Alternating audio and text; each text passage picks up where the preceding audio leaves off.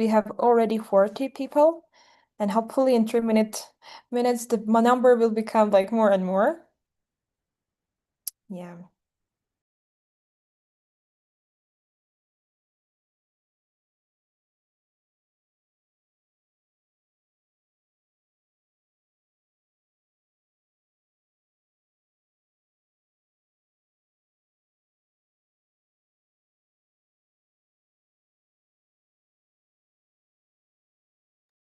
Okay, I guess we can let everyone in so we can start in right 2 minutes, okay?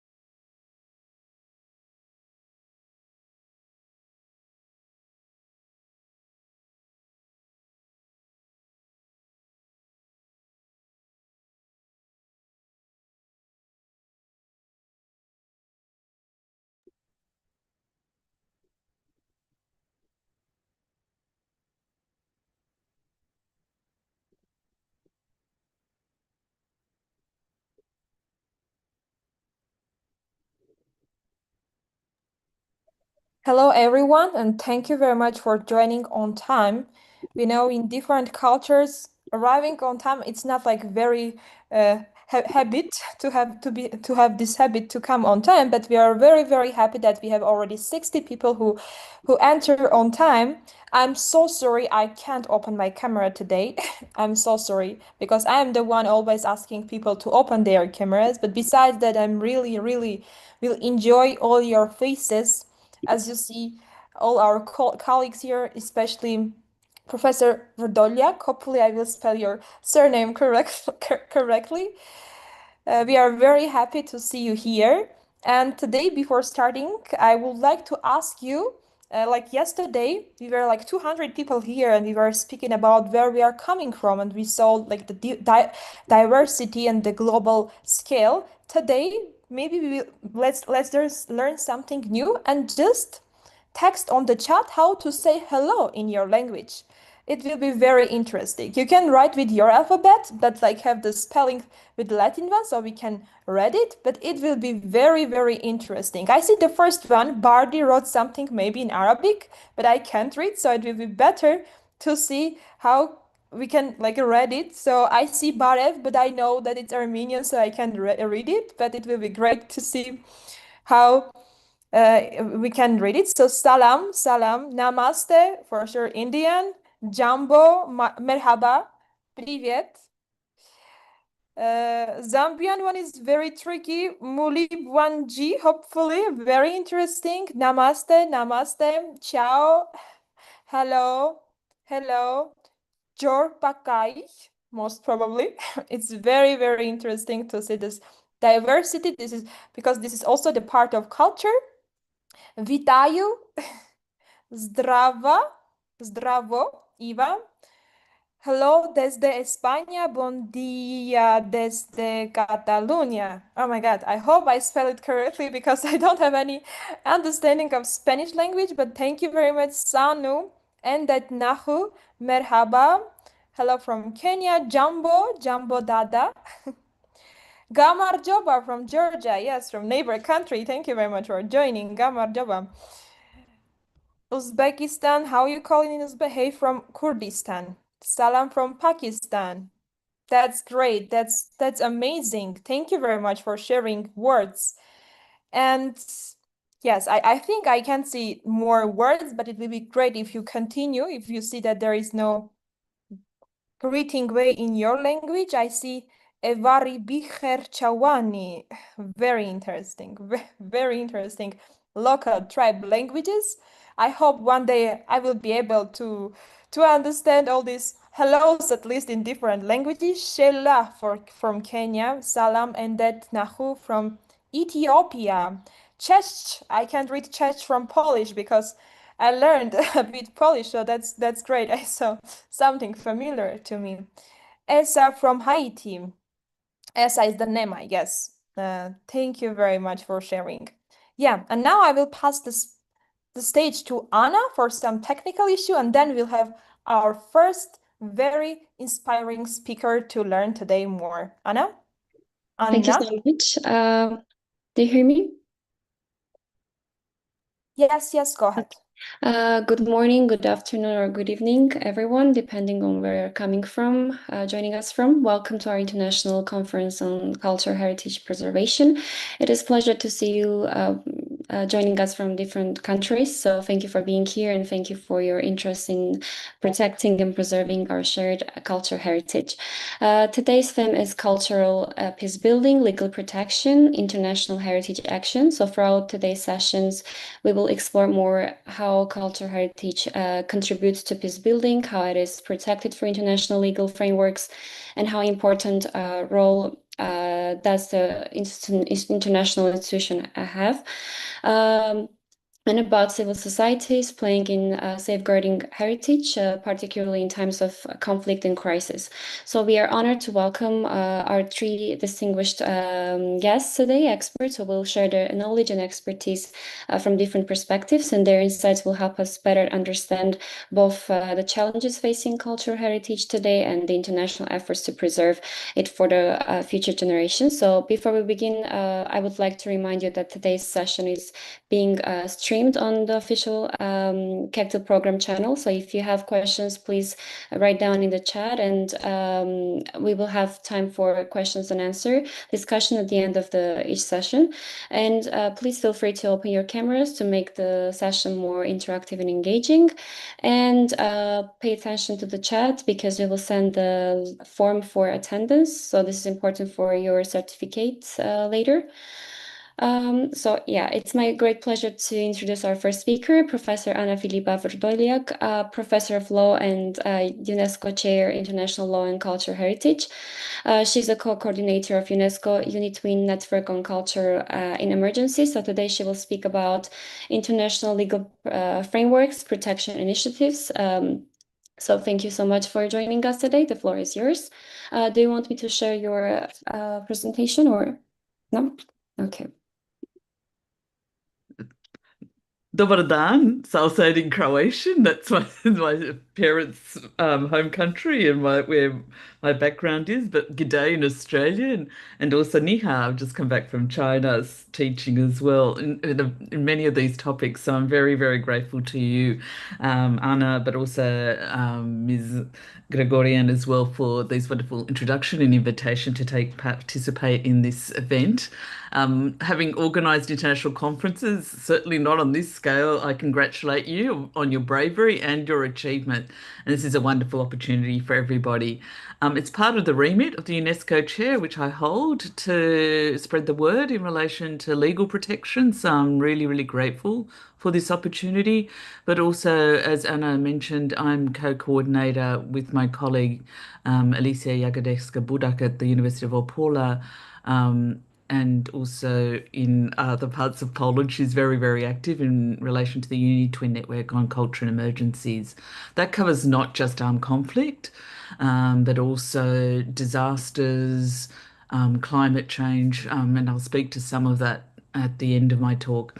I'll speak for probably about 30 minutes. I'll try to keep to that time so that there will be Q&A at the end so that people can ask questions, and I'm happy to answer questions. If we run out of time, and you'll get my email at the end, please reach out if you're interested in this area. I'm happy to provide further information. So let us begin. If I can, let me see. It's not letting me go forward. Here we go. Okay.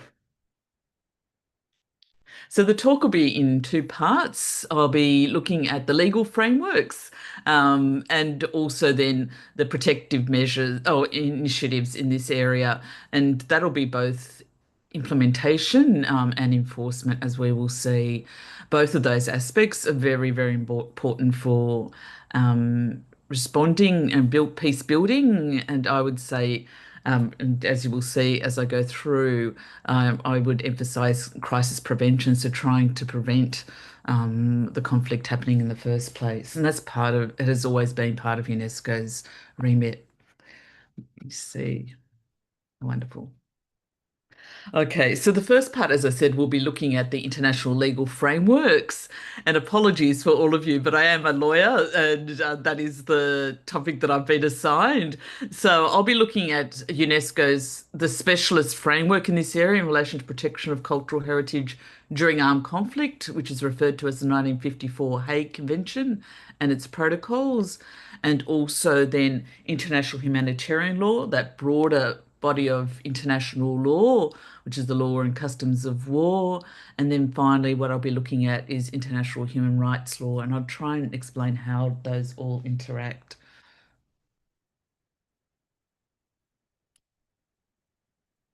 Okay, and sorry for all of this information. I suspect that you will get some of this from others as well.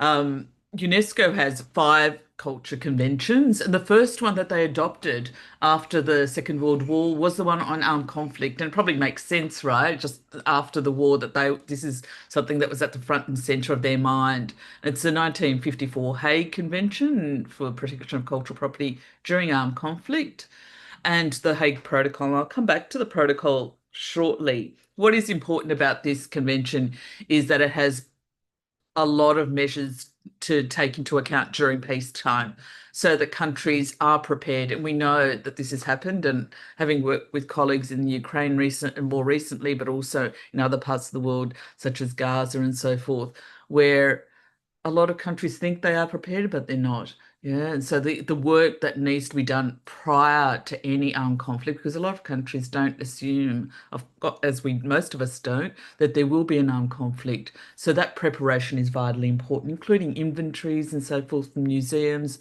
and making sure spatial mapping. And there's a lot of, and I recently had a meeting with colleagues at UNESCO where they're talking about AI tools being used for this, and so satellite imaging as well, to ensure that people are aware of where sites are, what the sites are, and what the collections are prior to any armed conflicts. That's really important. Preventative measures, but also training people, including military forces, is part of the preventive measures. Um, During armed conflict, which is the ones we'd assume, is to ensure that cultural sites and collections are not made or not attacked during an armed conflict, as well as illicit excavations and so forth are also covered during occupation. The other important aspect of the convention is that if states that have signed up for it violate their obligations under the treaty, that they will prosecute persons that have done those violations, so that people will be subject to criminal prosecution. And I'll come back to that when we look at international criminal law very briefly.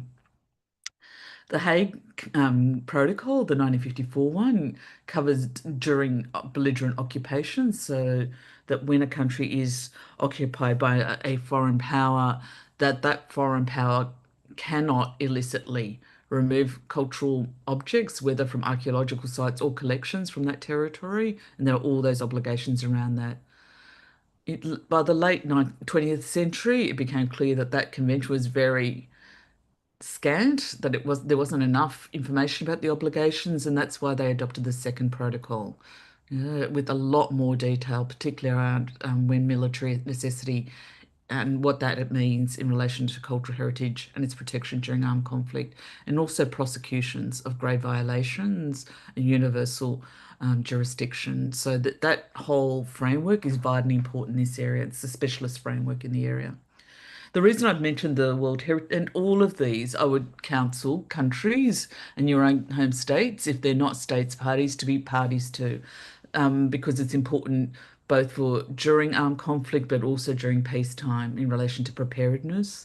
The World Heritage Convention is vitally important because, as we will see, in relation to prosecutions of violations for protection of cultural property during armed conflict, a lot of courts and international tribunals have referred to inscription on the World Heritage List as being evidence of protected sites. So it's extremely important in relation to that aspect, as well as international cooperation during during armed conflict and other disasters. So the whole purpose of the World Heritage Convention is for the international community to assist a country when they are not able or they come under threat for various reasons, whether it's conflict or man-made disasters or natural disasters, that they get international assistance, including financial assistance, but not only financial assistance. The 1970 Convention on Illicit Traffic, as one can imagine, and ties in with what I mentioned in relation to the 1954 Hague Protocol, assists in preventing illicit trafficking of cultural objects. So it covers movable heritage and assists in restitution when that occurs. Unfortunately, and we can have conversations about that during our discussion, it only applies going forward and not retrospectively. So it doesn't apply to any armed conflicts that happened prior to it coming into operation, so before 1972, or when it came into operation for the particular country. So be aware of that. And finally, and not least, is intangible heritage. For many people that are going through an armed conflict and also disasters, it's often the intangible heritage that is the thing that they most are attached to. Yeah, so it's not the physical aspects of your heritage, but that song lines, dancing, and so forth that is extremely important. And that's why the intangible heritage of 2003 in this area, including, and they've each one of these conventions have addressed more recently culture and emergencies. There are specific protocols and ways of assisting communities in the protection of their heritage under each of these mechanisms. Now, let me move more broadly onto, and I'm looking at the time because it's going very quickly, um, is all of that sits within the broader notion of international humanitarian law. Yeah, so what we refer to as the laws and customs of war, and most of those rules relate to, but not exclusively, protection of civilians and civilian property. Yeah, so that what in international law we say is the humanization of war to make sure, or that how war is conducted to bring limits to it so that it doesn't affect or it has the least effect on civilians. And so the first of those was the Hague Law, the Hague, what is referred to as Hague Law, so the convention in the late 19th century, early 20th century. And even at that time, there were special provisions covering cultural heritage. Yeah, so during siege and bombardment, but also during belligerent occupation. Yeah. And at that time, they were even said, and it was quite unusual in those provisions, is that if those protections were violated, the people be held responsible for it in courts of law. The Hague Rules referred to special protection of certain cultural property of significance, so that if that was um, attacked, that would attract prosecution. After the Second World War, we had a further elaboration of that under what is referred to as the Geneva Law. But it wasn't until the late 1970s, with the additional protocols, that those provisions came into Geneva law specifically.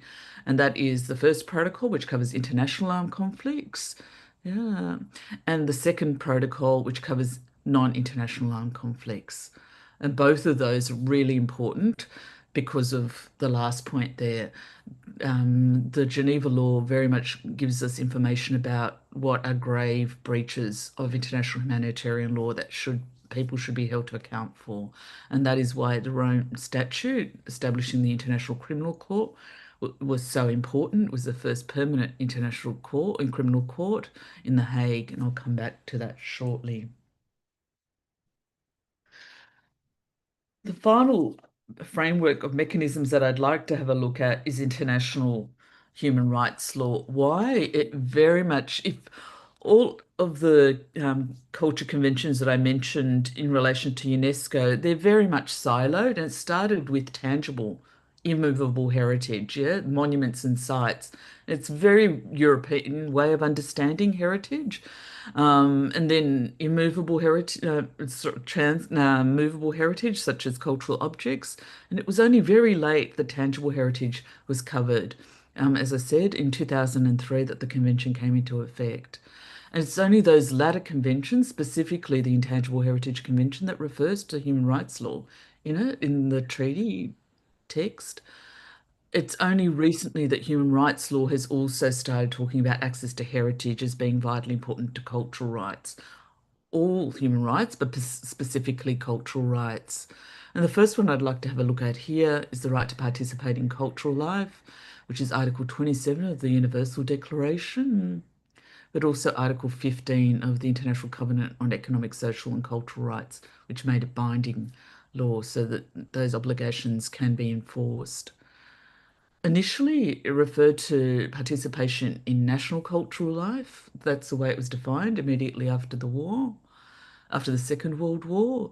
And then gradually, towards the end of the 20th century, and more recently with the instruments that I'll just refer to shortly, it became the right to participate in ways of life. So not just national cultural life, but one's own culture, yeah, or other cultures as well. And that's that right to participate in one's own culture. It's Article 27 of the International Covenant of Civil and Political Rights, which is referred to as the Minorities Protection Provision. And it refers to um, culture, but also religion and language. And that was much more fully developed in 1992 with the UN Declaration on Minorities. More recently, in relation to the rights to Indigenous peoples, that UN Declaration of 2007, specifically Articles 11 through to 13, elaborate cultural rights much more significantly, specifically in relation to Indigenous peoples. And each one of those provisions talks about restitution. Yeah, and they very much cascade and reflect minority protection. So 11 talks about culture, 12 talks about religious or spiritual practices, and 13 refers to language. I've summarized it, but it is much more nuanced than that. And the more recent one is the one on the rights of peasants and other persons working in rural areas. A lot of people forget this one. It's a really important one and this is Article 27, talking about those traditional ways of interacting with the land and so forth and those cultures, um, ensuring that those practices continue. All those aspects speak to, and if you look at the work of the Intangible Heritage Convention, very much interact with how their work is engaged with intangible heritage, but also the other conventions as well. I must emphasize. So the World Heritage Convention, specifically in relation to cultural landscapes, would speak to a lot of those provisions as well. So be aware of that. Given the time, this is why I'm going through it very, very quickly. And I would absolutely say that it's simply a map that I'm giving you so that you get a sense of how what is out there and how it connects together. But there is so much material on this, and certainly so much case law for those of you that are lawyers. That, and I apologize for those that I'm probably going over areas that you deal with in great detail. I certainly don't want to downplay any aspect of this. So the second half of my intervention, what I would like to emphasize is it says protection initiatives. I would more say that it is implementation and enforcement across those elements. So the first will cover is UNESCO and culture in emergencies. And be aware that now UNESCO has a culture and emergencies unit, a specialist unit that goes across those conventions. Um, they had initially about a decade, more than a decade ago now, had a a Heritage for Peace unit, and that continues. But there is this now Culture and Emergencies unit, which not only covers culture during armed conflict and belligerent occupation, but as I said, also during disasters. Climate change is a huge issue for them as well. For example, in the most recent meeting we had with them, they were talking about the Venezuelan earthquake and bringing together a team of people that would be able to assist on the ground, as well as preparing for the huge climate event that is forecast for later this year in relation to the what they're calling a Godzilla El Nino that will cover many regions. So that this unit, which sits in the culture sector, will it's already preparing for that. Yeah. And the resources are small, yeah, relatively speaking, given the challenges that we are facing internationally, regionally and locally. Yeah, so it's really important. The emphasis is also obviously where there is expertise to bring in expertise, but also to always work with the people on the ground. Yeah. The other um, three things that I would emphasize here, but certainly not the only ones, are basically the secretariats of the conventions that I referred to earlier. So within UNESCO, each one of those treaties has what is referred to as a secretariat, which is a group of people that ensure that the treaty is implemented and liaises with states parties so that the official meetings occur, but also that the day-to-day work of the what is intended by the convention occurs. And so the World Heritage Centre is the secretariat for the World Heritage Convention. Similarly, the 1970 Convention has its secretariat, but also an intergovernmental committee on return and restitution, as well as another committee, a subsidiary committee, and the secretariat for the Intangible Heritage Convention, as well as committees. Yeah, and the Secretariat for the Intangible Heritage Convention also has an NGO forum, which is unusual compared to other conventions. So, for example, the World Heritage Convention has a whole series of advisory bodies, which are professional bodies, and they're the first three that I list there as professional organisations. So, ICOMOS, ICROM and IUCN. And you had the wonderful talk yesterday from Ahmad, who prepared the toolkit with ICROM in relation to preparedness during peacetime. Yeah, so they do a lot of important work, technical work, provide expertise and so forth for countries, for sites, for collections. So the collections would be the International Council of Museums. Yeah, they're very important. I've mentioned there the body that I'm involved with, which is a collaboration of NGOs, UNESCO centres, which are research centres, but also professional bodies which provide expert advice across regions. Yeah, so it's a important, there's a collaboration amongst many different entities. And I've only given you a taster. You will be hearing from others that are NGOs, that are professional bodies that work in this space. It doesn't always work effectively, and we can talk about that. It's the nature of disasters and armed conflict that it happens and often happens unexpectedly. But certainly, I think I know that there people are trying to learn from the mistakes of the past and to remedy that and to be much more efficient. But we can't predict everything, but we certainly people try and be effective with the limited, and I genuinely say this, limited resources that they do have, and we know the challenges in relation to aid and so forth in this space. So please be aware of that. International criminal law. I was initially only going to deal with the International Criminal Court, but I think it's really important for you to understand the broader picture, and this is only part of it.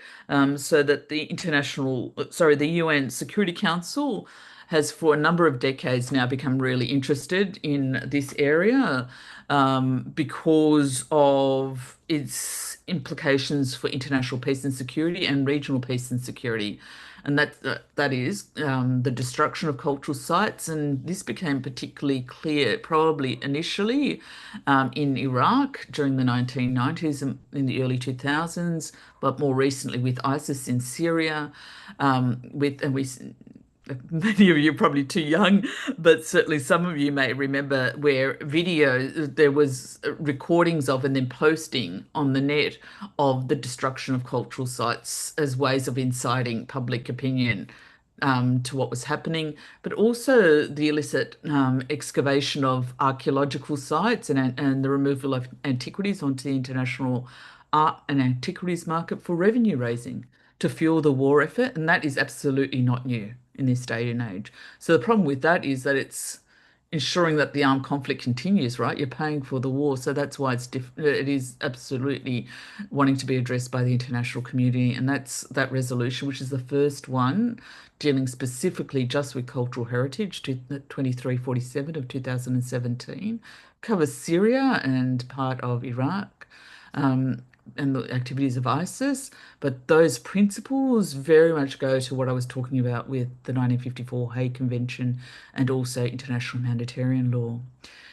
I'd like to focus on the International Criminal Court because the court and the Office of the Prosecutor has a cultural heritage policy from 2021, which was prepared by the former prosecutor, Fatou Bensouda, before she stepped down, how their guidelines on how to prosecute in relation to cultural heritage destruction and damaging during armed conflict, and not just armed conflict, yeah. So it's their jurisdiction covers any violations, yeah, of international law and international humanitarian law. Ahmadi, in these two cases arise in relation to the referral in relation to the situation in Mali and the destruction of the mausolea in Timbuktu. The first one covered war crimes and the destruction of the mausolea, and the second covered crimes against humanity and persecution. Um, Most of it was for crimes directed against women and girls and suppression of religious participation and so forth, but also the destruction of the mausolea. So there was two, so war crimes and crimes against humanity. Yeah, so the first one was war crimes. The war crimes count was not successful in Mr. Al-Hassan's case, but he certainly was found guilty in relation to crimes against humanity. There is yet a prosecution to be brought in relation to the international crime of genocide before the ICC, which could involve destruction of cultural property, but it's certainly something that's foreseeable in the future because it happened before the International Criminal Tribunal for the former Yugoslavia. Please be aware that also primary jurisdiction goes, even under the Rome Statute, to domestic courts. So it's the domestic courts that have the obligation to prosecute, and it's only if they cannot or do not want to that it's the International Criminal Court that prosecutes. Okay, international humanitarian law. I'm looking at the human rights law. Um, it's really, as I mentioned in passing when I looked at the various provisions of international human rights law, it's only recently that UN bodies, human rights bodies, have, and I mean in the last few decades, specifically looked at cultural rights more fully. And there's now a UN Special Rapporteur on cultural rights. But also other special rapporteurs have given reports, as has the Human Rights Committee, in relation to how cultural rights interact with access to cultural heritage, including during armed conflicts and also during disasters, and specifically in relation to what is referred to as vulnerable groups. Yeah, so in relation to women and girls, youth, people with disabilities, LGBTQI plus people. So it's a whole range of ways of looking at how cultural rights and cultural heritage interact. The International Court of Justice has had a look at this as well, and I think suspect that that might be part of our discussion as well. The International Court of Justice, and apologies for those that have done international law, but the ICJ only looks at the rights and obligations between states. Yeah, that is the jurisdiction of that court, and it's had a look at it in relation to non-discrimination because, and maybe we can have that discussion as to why a an action can be brought, particularly under the Convention on the Elimination of Racial Discrimination, but also in relation to the 1954 Hague Convention, the World Heritage Convention that has been litigated before the court, and also the Genocide Convention. And I can speak more fully in our discussion, if you wish, in relation to that. But the court's jurisdiction is only in relation to state responsibility. The International Criminal Court, the reason I put it here again, I think it's really important for us to understand 2 points here, is that interrelationship between international humanitarian law and international human rights law during armed conflict, but also that the International Criminal Court deals with individual criminal responsibility compared to state responsibility in relation to the ICJ. So be aware of that. And in relation to the ICC, it also, which is really unusual and is one of the important steps in relation to the Rome Statute, is that it allows the court to make orders for reparations where there has been a finding of guilt. And the court made reparations orders in both Al-Hamadi and also Al-Hassan. And Al-Hassan came down recently in April of this year. Again, to ensure that you have the full panoply of how this works, is that there are also, and I would say perhaps more importantly about what we're talking about today, is the jurisprudence of regional human rights courts. This is including the Inter-American Commission and Court of Human Rights, the African Court and Commission on Peoples and Human Rights, and the European Court of Human Rights as well. Each one of those, particularly the first two, have extensive jurisdiction in this area. A lot of the principles that have been developed in relation to reparations for gross violations and serious violations, gross violations of human rights law, but also serious violations of international humanitarian law that have been developed by the international community, are now being used by the International Criminal Court when it makes its award in relation to reparations. So each one of those interact with each other. And again, the importance, and most of the work that we're talking about happens at the domestic level. That is why it's so important for states to sign up to the various treaties that I've referred to early on in my talk, but to implement them in their countries. So these are effectively implemented. Yeah, it's so important. And it also ensures that not only that people's rights, but also obligations are enforced, but that it also educates the general public about what is the law and what the law is trying to achieve there. Let me see if I can move to my last slide. The last slide I'd like to put here is a picture of people rebuilding the mausolea that were destroyed in Timbuktu in Mali. I'll give you the story and then I'll explain what my final observations are. Um, in Al-Mahdi, as I said, the court found him guilty of war crimes in relation to the destruction of the cultural sites, these mausolea, which were inscribed on the World Heritage List. When the court made that finding, it made the finding on the basis that it was inscribed on the World Heritage List. That is, that it was of outstanding value, universal value for all of humanity. Yeah. Whereas when it made the reparations order, the preponderance of the award was given to the local inhabitants. Why? And there was only token sums, €1 to the Malian state and €1 to UNESCO.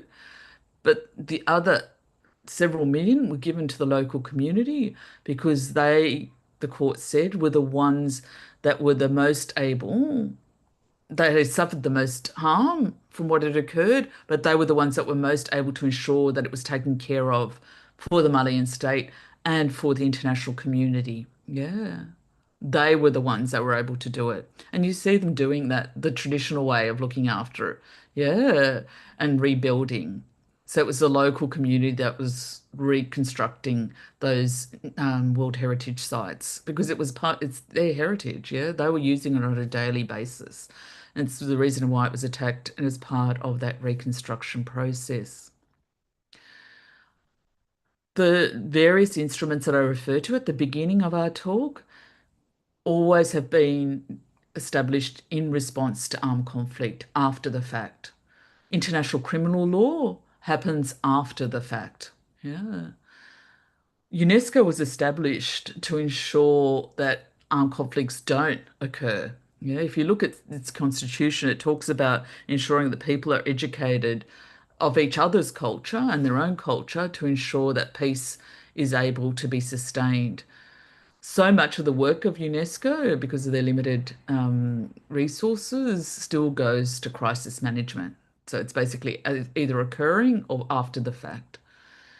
A lot of the work that's being done now in relation to peace building is clearly, and I think now, having seen some of the recent reports within UNESCO, they're aware that so much more work needs to be done. For them to be effective is to ensure that it goes towards crisis prevention so that those conflicts do not occur or do not reoccur. And so its centrality of culture in relation to that can't be overstated. Yeah, so that's why this conference is so, so important. And I hope that's a little bit of a taster for you in relation to there's so much of it. And I apologize for that, but hopefully this framework will have given you some indication of what is out there that you can get your teeth into. There are my contact details, and you are more than welcome to contact me.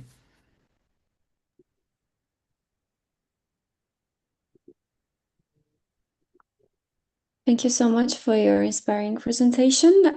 Dear participants, you're free to ask questions. You can raise your hand or just write in the chat. We have one question already asked by Ahmed. Maybe, dear Ahmed, you can also say it out loud.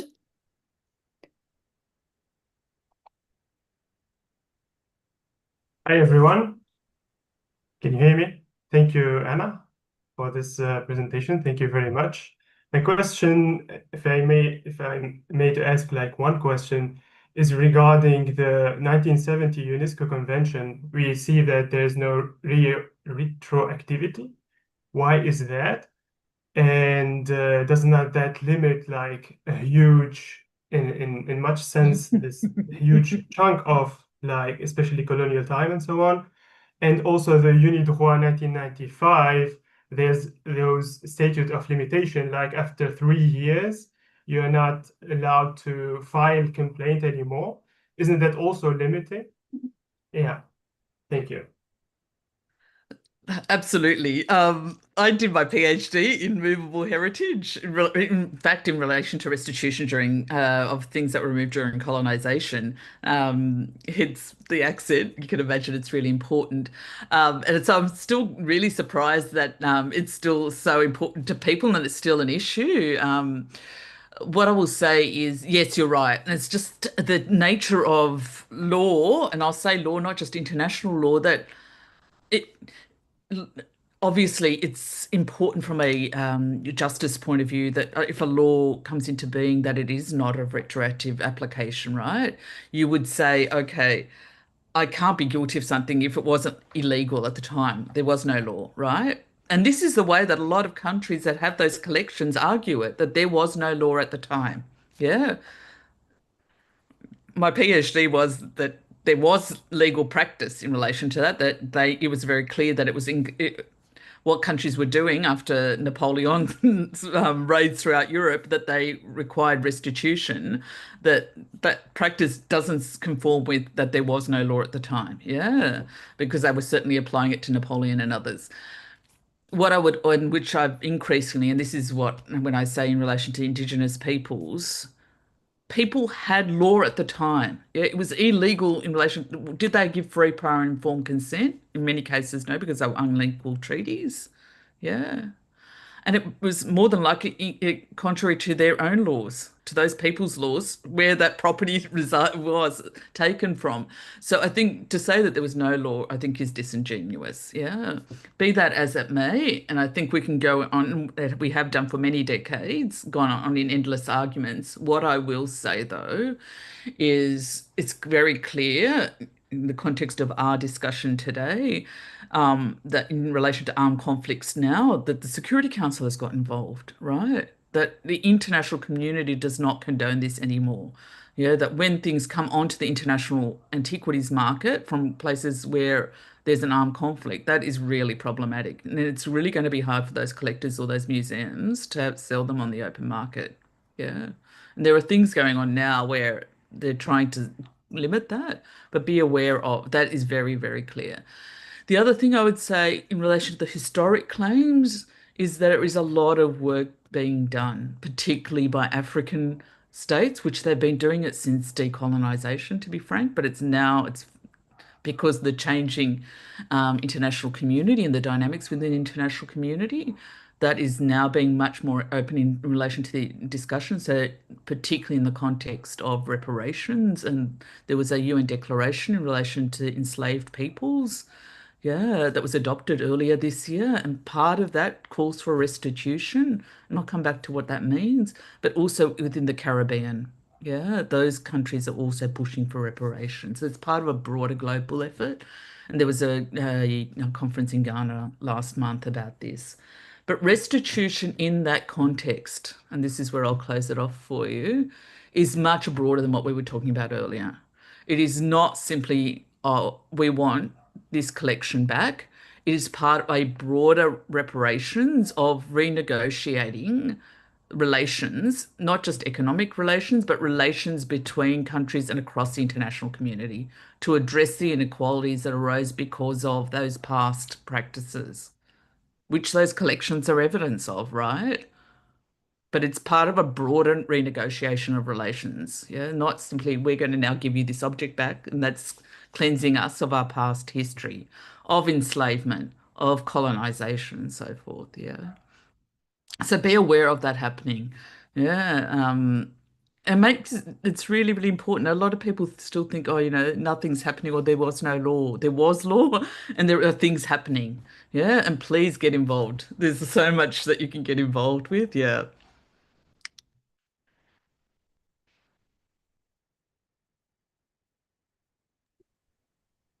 Do we have more questions? Because it's break time, but if you have questions, we can stay in. I have a question. Can I ask? Yes, sure. Thank you for the insightful presentation. I am Aisha Parveen, a Wikimedian in residence at IIT Delhi, working on documenting cultural heritage. UNESCO's work emphasizing protecting and preserving heritage during emergencies and for the future generation. How does UNESCO approach digital preservation of cultural heritage, and how can Wikimedia volunteers or young professionals collaborate with UNESCO to conduct outreach? Yeah, so I didn't even cover this. I've got it, and my apologies. I'm showing my age. You can see the grey hair already. So UNESCO have a number of recommendations covering digital, like what they call digital heritage, but it's not just digital. So it's part of, and I'll pick up the point that I made earlier. It's part of a broader discussion around equity. Yeah, between across countries. So it's intergenerational now within generations now, but also intergenerational future generations. So how do we ensure that technologies, and this has been a discussion that's been going on within the international community for decades, as you can imagine, because it also reflects economic inequality of access to the internet and so forth, and those technologies, is to ensure that it is preserved following successive waves of technology, but also that it is preserved for future generations. Yeah. So please, there are absolutely instruments that I haven't referred to that UNESCO has already adopted. And please, I've only spoken about UNESCO's remit in relation to culture. Their remit is also in relation to science, and that's why they get involved in those spaces. So they're quite early on, and they're usually the ones that have that responsibility. So in relation to AI, they were quite very early on that scientists would be engaging in relation to, look, we have a concern here. There needs to be a instrument in place as to how this is going to be used and what are the parameters of it being used, because we know that people have been talking about this. In relation to digital heritage, again, it's not something that I'm fully interested, aware of, but what I can tell you is that it has become an issue in the discussion that I just had in relation to restitution, because even in cases where the physical object has been returned, there has been NFTs made of those objects. Yeah, and so that becomes an issue in relation to property law as well, if it continues to be circulated and whether the community has control over that, because quite often it's the previous institution that held it tries to assert. So we need to be conscious of all of those elements. Yeah. I hope that answered your question. Maybe it didn't. But please, if it didn't, drop me a email and I'm certainly happy to fill out any answer or to point you in a direction that might be more helpful. Thank you so much, ma'am. And I have one another question. Like, do you see open knowledge platforms like Wikipedia and Wikimedia Commons becoming a more formal part of UNESCO's strategy for digital heritage preservation and public engagement? So UNESCO has become more and more involved with those kinds of corporations, not with commons, but with technology companies, including AI. I am not, I, as much as I'm aware of it, I am cautious of that engagement. I would prefer it to be open access and the sort of Wikipedia model, that wiki model of commons. I am not aware that that's the way that it's being used. I hope it is, and I suspect we're on the same wavelength in relation to that. Be aware, and I know that UNESCO comes under a lot of criticism. They are an intergovernmental organization, and a lot of that funding has now been depleted because of certain countries leaving the organization. Yeah, so they are dependent on some of their work from select countries giving more than they're required. That brings with it its own issues, but also on private organizations such as technology companies. So, as I said to you earlier, they're using AI tools, which it is unclear to me whether it is open access. Well, a lot of it isn't, right? There are proprietary issues around that, as to how, and again, I don't know enough about the ones that they're using. That I think we need to tread cautiously, yeah, in relation to certain tools and how it is to be used. Yeah, yeah. But having said that, there is a lot of really good, and there might be Ukrainian colleagues on this call. There are some of the technology tools that are open access are being used in a really good way by what are referred to as citizen investigators. And I'm thinking here of Bellingcat and others that have developed tools to gather information and evidence that can be used as evidence in relation to prosecutions and so forth. And I didn't have enough time to go into why the International Criminal Court's work and that kind of work is important around accountability for post-conflict, but you can imagine the right to truth and so forth is really, really important. So technology can be used in really good ways, absolutely. But obviously, and I suspect we are on the same page with some technologies that we need to be cautious, including around disinformation, right?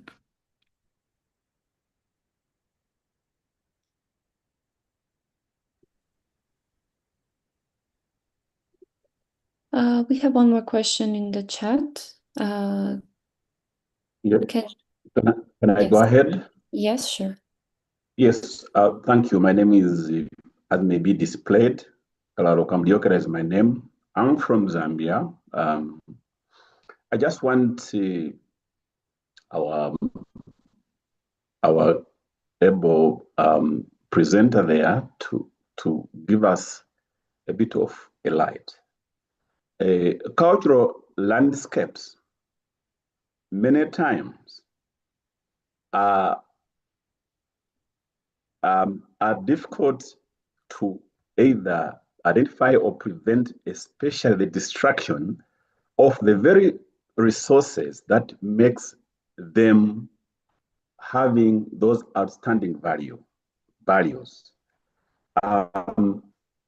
UNESCO's role is very limited and of course given mostly to state agents. In this case, that is also devolved to communities that are in that landscape to enforce. Because of the race towards maybe the youth, sustainable, it may not be really the problems of the communities, but sometimes development overshadows the local people's desire to protect, manage, conserve, and maintain, sometimes even restoration. At this stage, what really is UNESCO's core concern in the reinforcement or reinforcing not central governments, but the actual communities in cultural landscape to be able to realize that their landscape shift is not a function of a government's activity, but it is as a result of what they do to what makes those outstanding universal value be what they are, over and above the oversight of government. How is UNESCO's now standing with the capacitating of those communities to realize that even the preservation is not really for or in the hands of government. Government comes and goes, but in the hands of those communities whose responsibility is what UNESCO looks to maintain those outstanding universal value. Thank you. I just wanted your take and probably any other things along those lines. Thank you very much. It's a really important question. It brings so many issues into play. I will say that the cultural landscape is not in the convention. It was something that was established in the operational guidelines in the 1990s, and it very much feeds to what I was saying about the transition from national participation, national cultural life to one's own cultural life and ways of culture as a way of life. Yeah, so it's that transition in the 1990s. But you're absolutely right. And it's something that is now more and more become an issue in relation to the participation of communities and groups and individuals in relation to cultural heritage. I'm going to say that even though I hold the UNESCO chair, I hold it as an individual and I don't speak for UNESCO. And that's why I'm able to say things that may not necessarily accord with the organization itself. So you will see if you look at or look up my work online that I have written extensively about the adverse impact of the operation of the World Heritage Convention in relation to local inhabitants and including gross violations of human rights with inscription. Yeah. And the slowness and often failure of the committee, the World Heritage Committee, to address that, in fact, making it worse. They came to quite a significant point about less than a decade ago, where the UN Special Rapporteur on particularly the rights of Indigenous peoples, has addressed this in a number of reports in relation to, and this is not just the World Heritage Convention. Yeah, this happens, I can say, in a number of countries in relation to conservation practices. So where they will deliberately mark something for conservation to clear the local inhabitants from that site. Yeah, to deliberately displace and so forth. So it is problematic across the board. Yeah, it certainly is happening in relation to the World Heritage Convention. They're aware of it, and it's often sometimes ignoring that. And the UN bodies are aware of it and have spoken in relation to this. Having said that, I can also give you examples, less than the number that I mentioned about the human rights violations, but also within the Australian context, Indigenous communities have used the World Heritage Convention to bring action, international awareness of what is happening on those sites. Yeah. So sites that I'm thinking here of now, Kakadu during the 1990s, which was originally inscribed for its natural, outstanding natural importance, and now is a cultural landscape. When the Australian government wanted to extend the uranium mine there on the buffer zone, they brought it to the World Heritage Committee, and there was a fact-finding mission on site. It wasn't because of that, and I won't go into the politics of it all and what happened within the World Heritage Committee, but it did stop the expansion of the mine, where the mining company entered into negotiation so that that mine wasn't extended. Similarly, and more recently, two communities within Australia, First Nations people have, with the Australian government, because it always has to be with the state in relation to inscription. They have to consent to the inscription. But it was the First Nations community of the relevant site, and I'm thinking of the Bidjamum site in Victoria with the Gurudjamara people, and another one more recently where it was inscribed with the First Nations Indigenous community, because once it is inscribed and protected, because they have had many decades in Australian courts of litigating to stop various mining efforts within those territories. That's one of their efforts through law to protect their sites, their cultural sites. Yeah, so it can work both ways. So like Indigenous communities in Australia, groups in Australia using it, the World Heritage. But by the same token, there are many, many examples of what you have spoken about where there are gross violations of human rights in relation to World Heritage sites. Yeah. Thank you so much for your interesting presentation and questions. Maybe, Sumera, if your question is short, then we can answer. Yeah, Go ahead. so first of all, good afternoon. And this was such an insightful session because I am not that aware of the legal frameworks. I do wonder a lot about that. So this was actually very insightful for me. I just have a short question and it is not that long and I think it has a one-word answer or something like that.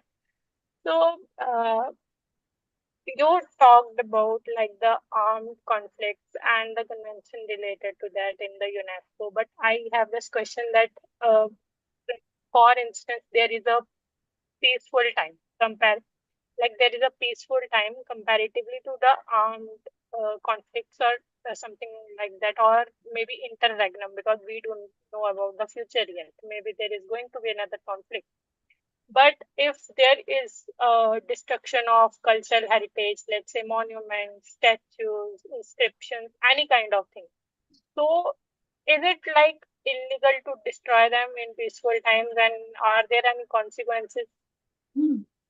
Because I can actually recall there is the destruction of statues in Afghanistan, and there is continuous destruction going on in Artsakh. All thanks to my friends in Armenia, I know a lot about that. So it is not a very conflict zone. It is a peaceful time in global scenario. So what are the consequences these countries face by destroying these historical heritage monuments? Because it is done by the government. So is there any law against that, and who is held responsible, and what is the process? Thank you so So, much. no, not a problem at all. So certainly in relation to war crimes, that is, it has to be during an armed conflict, whether it's national, international or non-international. But crimes against humanity in relation to persecution, which I mentioned in relation to Al-Hassan, that doesn't have to be during an armed conflict. Yeah, that can be during peacetime. But obviously, and you'll see if you look at the crime under the Rome Statute, it has to be systematic. It has to be directed at a group.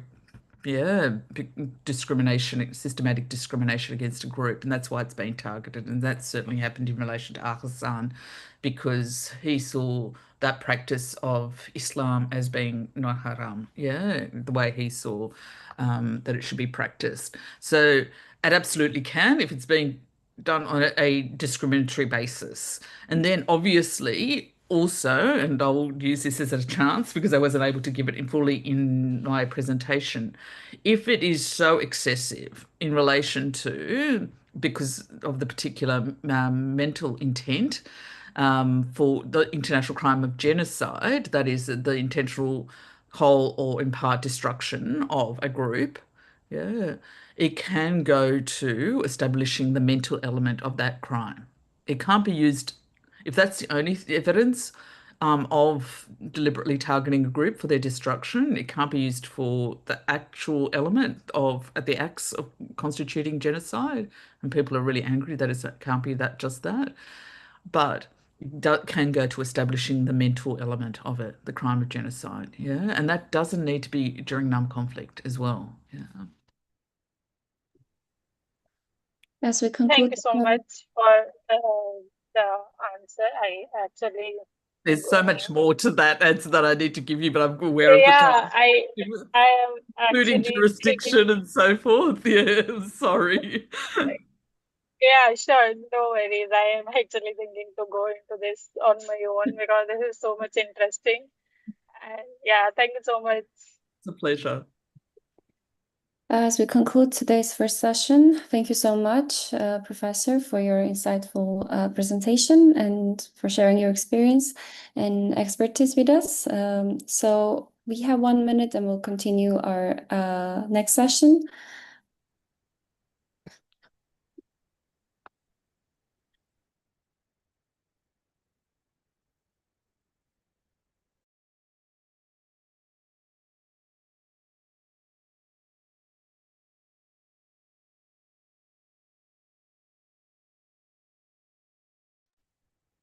As we're entering another session, I think just a reminder to all participants that let's take the responsibility of filling in the attendance form. Otherwise, if you miss today and then you come tomorrow to say, I didn't fill in the attendance form yesterday, I think it doesn't really make sense. So please take the responsibility and fill each and every form that you are required to fill. Thank you. Thank you very much, Gabriel. As a participant, it's very, very nice actually to hear someone who wants to facilitate and help the group, the team. Also, I wanted to mention that if there are some participants who didn't manage to sign and fill the registration form, please write about it on our to our email and we will answer you. So you can, it's not like, I mean, we see your messages here, we see your texts, but it will be better you send us a message by email. Actually, we are already we have like already time to start, but as we didn't have our like break time, so I'm going to turn a music, like 3 minutes music. Let's not leave the Zoom, but just have a rest. Change your place if it's not very comfortable for you, and then in 3 minutes we will continue. We have our speaker with us, and yeah, enjoy the music.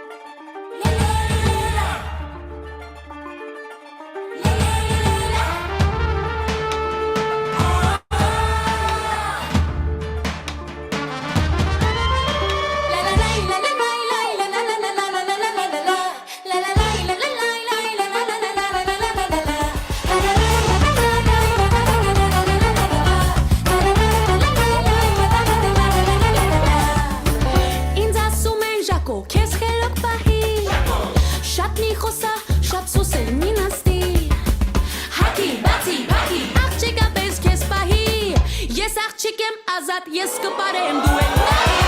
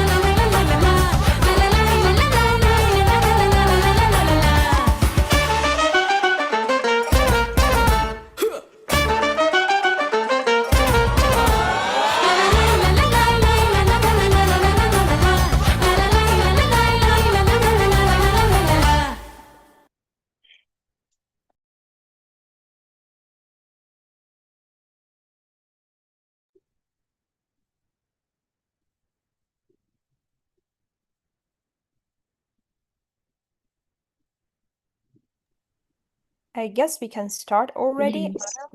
So we will now move on to our second session. It is my pleasure to introduce you our next speaker, Isber Sabrin. He's a Syrian Spanish researcher at the Mila and Fontana's Institute for Humanities Research of the Spanish National Research Council. He's also the president of Heritage for Peace, international NGO dedicated to safeguarding cultural heritage in conflict and post-conflict zones. And throughout his career, Isber has had numerous initiatives focused on the protection of endangered cultural sites, fostering both local and international partnerships. So welcome, and today he will speak about culture as a tool for peace building. Thank you so much for joining us today, and the floor is yours. Thank you very much, Anna. It's my pleasure to be with you here in these very interesting workshops, and yeah, just I would like here to highlight that it's the same day last year I was in Yerevan and with some colleagues as well in Armenia. We had also a lot of discussion for 1 week in several places with CIRE NGO, who is doing great job for the preservation and the promotion of the protection of Armenian heritage. Today in my talk, I would like to give some examples and some overviews about the use of basically cultural heritage for peace building. And I mean, the title is about culture as a tool for peace building, but in my talk, I will be focusing more on the use of cultural heritage for peace building. My presentation, I will give some like direct and lesson learned about how culture and cultural heritage play an important role for peace building, especially in a country affected by conflict and disasters. By the way, I mean, now we still, Armenia is one of those countries who also of my interest, and we started to consider in the future that we really should interfere and try to do something as well to help on the protection and the promotion of the endangered heritage in Armenia and as well in Nagorno-Karabakh. First, I would like to give an introduction about what is our NGO. So our NGO is an international NGO with a very clear mission statement that we believe that culture and cultural heritage is a common ground for dialogue and a tool to build peace. Our mission is to support heritage workers indifferent of citizenships or religion as they work towards the protection of cultural heritage for future generations. We started almost 14 years ago, and with those 14 years ago, we learned a lot of things. All our work concentrated in countries in conflict to somehow as well in countries in post-conflict. The reason of the creation of this idea was because actually we have an international system that doesn't work towards culture and cultural heritage. We have really like a big gap in how the international system is effective. I am here talking about, all the international institutions like UNESCO and all its affiliated partners. In many countries that also in still under development are or they have limitation of state heritage organization. So especially in countries who don't have resources that and also knowledge. So always heritage and cultural institutions are not prepared enough for disaster and for conflicts. And something also is very important in the nature of the recent conflict, that many conflicts, they have non-state actors, and the non-state actors are groups, armed groups, so somehow who are controlling geographical areas, but they are not recognized. So, and those armed groups also, they are controlling areas where there are heritage and even World Heritage sites. So when we started to work, we concentrated the support from the beginning, activists and civil society who are based in these areas where there are not non-state actors. Our NGO, is international, so we have many volunteers working with us. We, over these 14 years, we did a lot of projects and implemented many initiatives. All our work is always concentrated and use heritage as a tool to promote peace. We work during conflict, but do somehow how as well. Recently, we did some work as well in post-conflict, and we always try to involve local communities and local actors and link them as well with international communities during heritage protection. Recently, our efforts are concentrated in those countries: Syria, Iraq, Yemen, Libya, Ukraine, Sudan, Gaza, Lebanon, and Ethiopia, especially in the part of north of Ethiopia, which is Tigray, who is also suffered from recent conflict from 2020 to 2022. So Ethiopia is as well one of those. Tigray region is one of our interests. Our more like implemented project are basically in Syria and in Yemen, but for the other countries, we did a lot of policy reporting. Also now we are implementing a new project. I will talk later about it with the support of Cultural Protection Fund of the British Council. So we work to support local NGOs in those countries to protect cultural heritage. Over those 14 years of work, our efforts were concentrating on documenting destruction of cultural heritage in conflict, empowering civil society organization, and engaging youth, building capacity for local heritage professionals, and enhancing crisis response efforts. We launched several initiatives focused in some places of great importance, like Palmyra, Idlib, Manbij, Raqqa, and Taz. Those Palmyra, Idlib, Manbij, Raqqa in Syria, and Taz in Yemen. Heritage in conflict always is a victim. So all of the heritage sites in conflict always were very vulnerable. So all the recent conflict also, we saw that heritage destruction, looting, damage to museums, library, and very importantly, the loss of intangible cultural heritage. As we know, because of conflicts, many refugees, many displaced people, they move and they lost their cultural practice. That's also happened now, and this is one of the biggest as well challenges in Armenia, the moving of entire population from Nagorno-Karabakh to Armenia. So all of those 130,000 people from Nagorno-Karabakh, they lost a lot because of this forced displacement.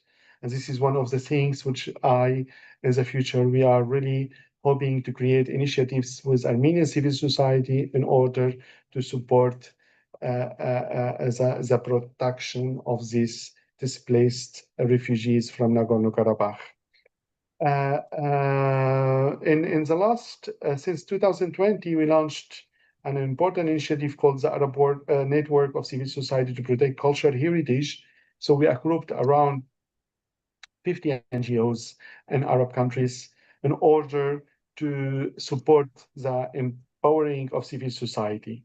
And through these initiatives, we work in many countries, especially in 7 countries who are affected by conflict. So we created a network of civil society, identify and define heritage protection projects needed in those countries, enhance visibility of civil society organization, empower local communities' participation in heritage management, foster inclusive social and economic development. But also, this initiative also was with the support of the Spanish National Research Council, where I am now also a researcher working on several areas of research, also connecting heritage and peace building, and also we work on research on regarding empowering civil society for the preservation of cultural heritage, and also we study the looting and illicit traffic of looting and illicit traffic of antiquities in conflicts. So these initiatives and its creation, we created many projects. Later, I will talk briefly about those projects. But most importantly, now, and you can see in this map, we are implementing 14 projects in Iraq, Syria, Gaza, Tigray, Sudan, Libya, and Yemen. There is no place to explain all of those projects, but those projects are implemented now. In the next few months, they will be finished. This was also supported by the Cultural Protection Fund of the British Council. So the idea as well of these projects are to give opportunity of local NGOs who suffered like from all the consequence of the conflicts, and they don't have a chance to get funding because they don't have the mechanism to be in contact with the international funders. So the idea of those project as well, all of those projects having as well component, which is how heritage preservation also supports the peace building. So through this, also now we are doing a research with one of my PhD students to understand the impact of heritage projects as well on creation piece, and how the local NGOs and small NGO contribute to resilience, reconciliation in conflict and after conflict. So the idea is that we are working on in order to build peace and peace building is we work from the bottom down to the bottom up, you know. So and this is what we want to try to implement.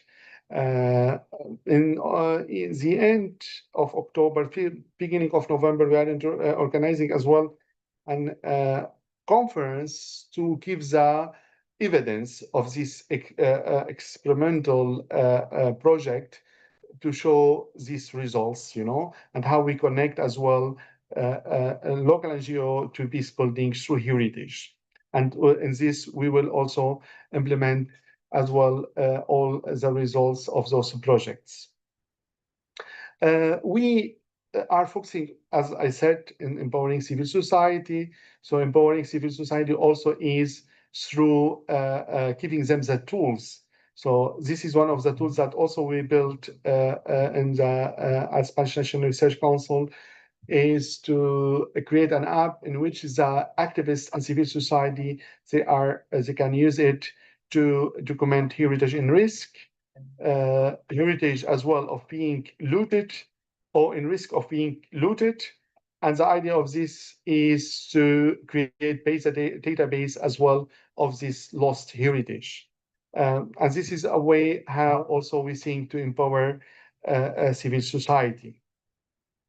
One of the things which also I want to say here is also we work a lot of research, you know, especially also in with locals. So the idea of this, some of those research is to create policy and making policy, especially for stakeholders.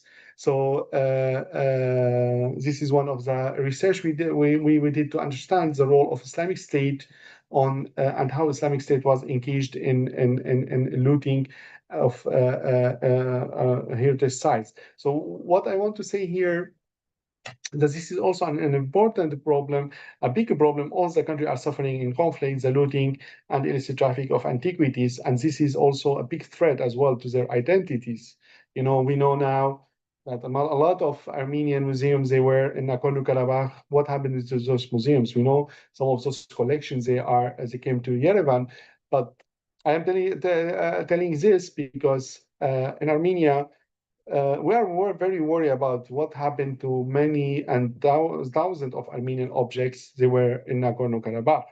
And this is one of the things which I think the international community should highlight, you know, the importance of this, of this problem. Because this is very connected to the identity and as well, you know, to building and preserving as well the roots of those people.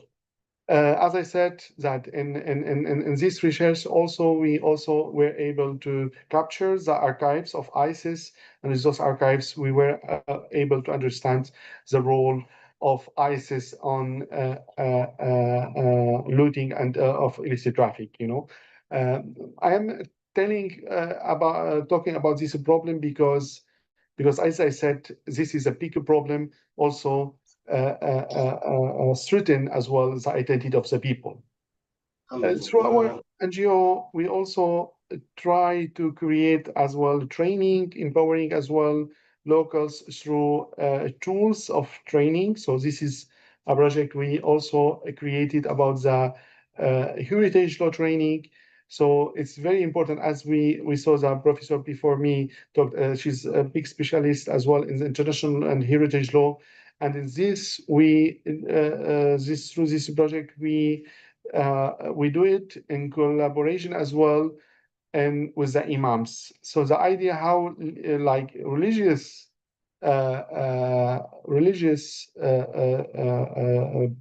like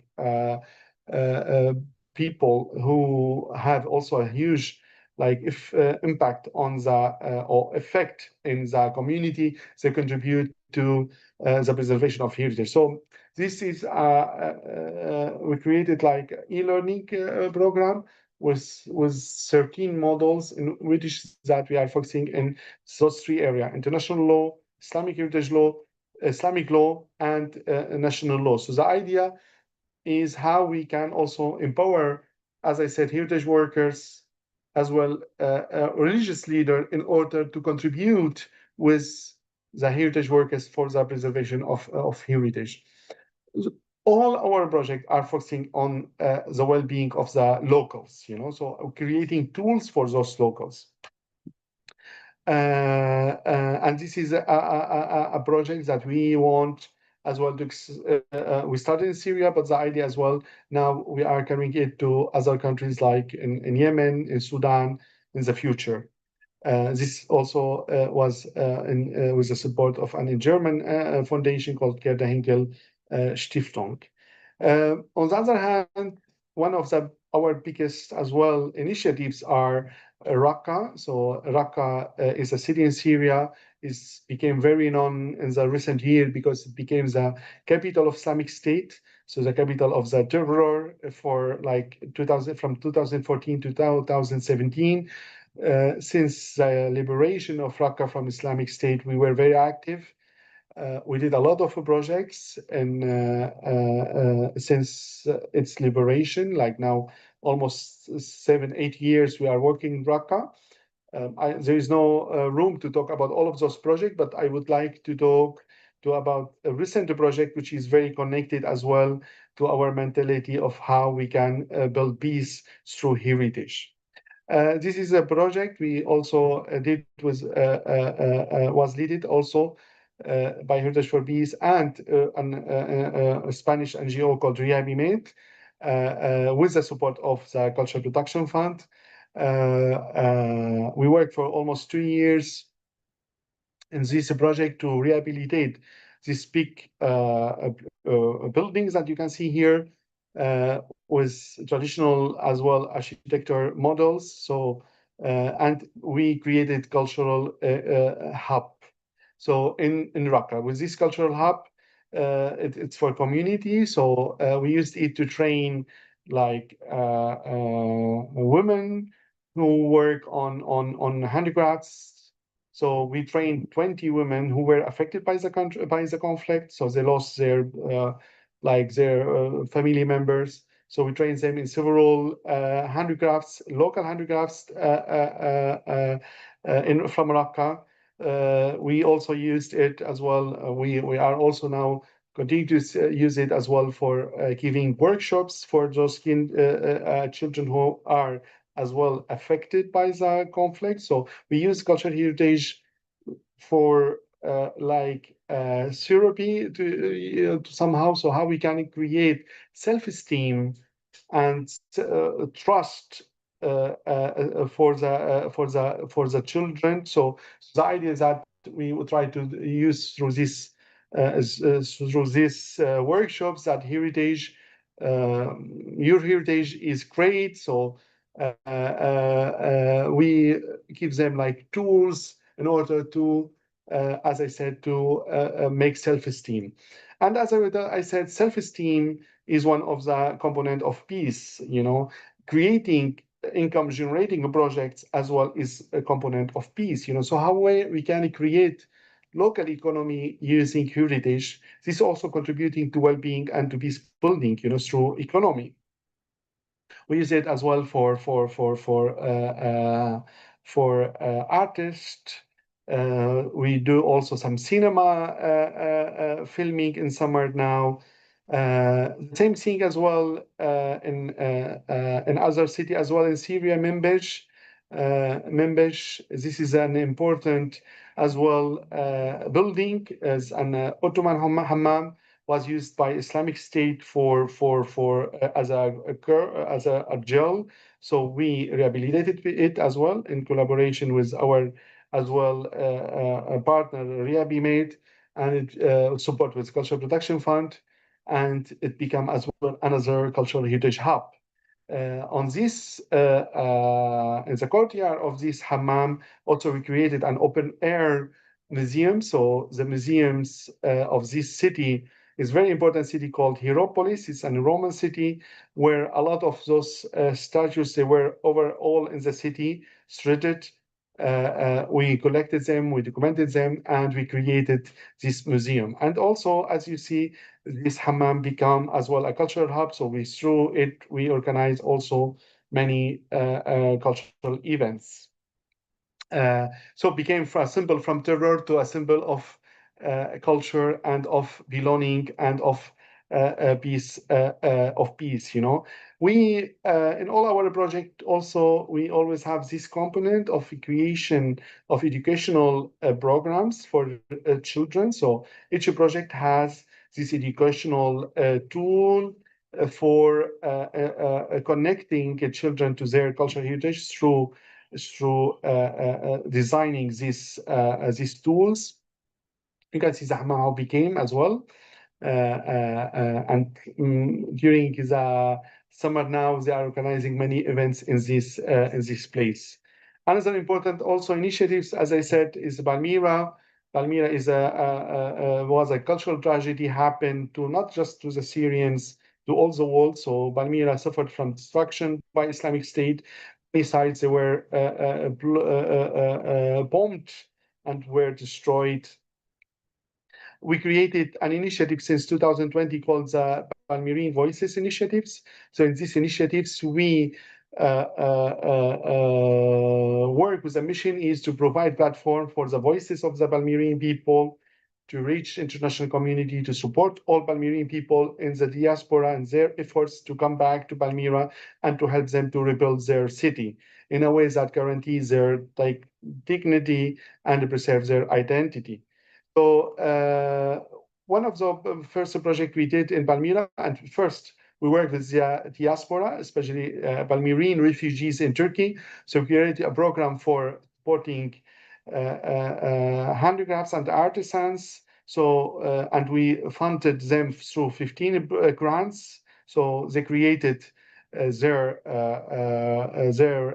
handicrafts, and then we created a digital shop where they as well started to sell also their products. You know, so again, we do believe that creation of income generating project also a very important component to peace building. So as well, we work to document as well many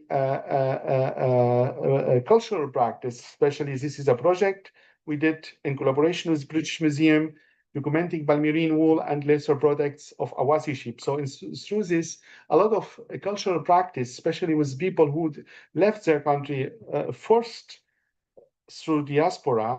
As I said, 14 years of diaspora, a lot of cultural practice they lost. So we worked through this in order to document all of this cultural practice. So we worked with refugees in Turkey and Syrian refugees, and with them we documented, all of this component which is related to their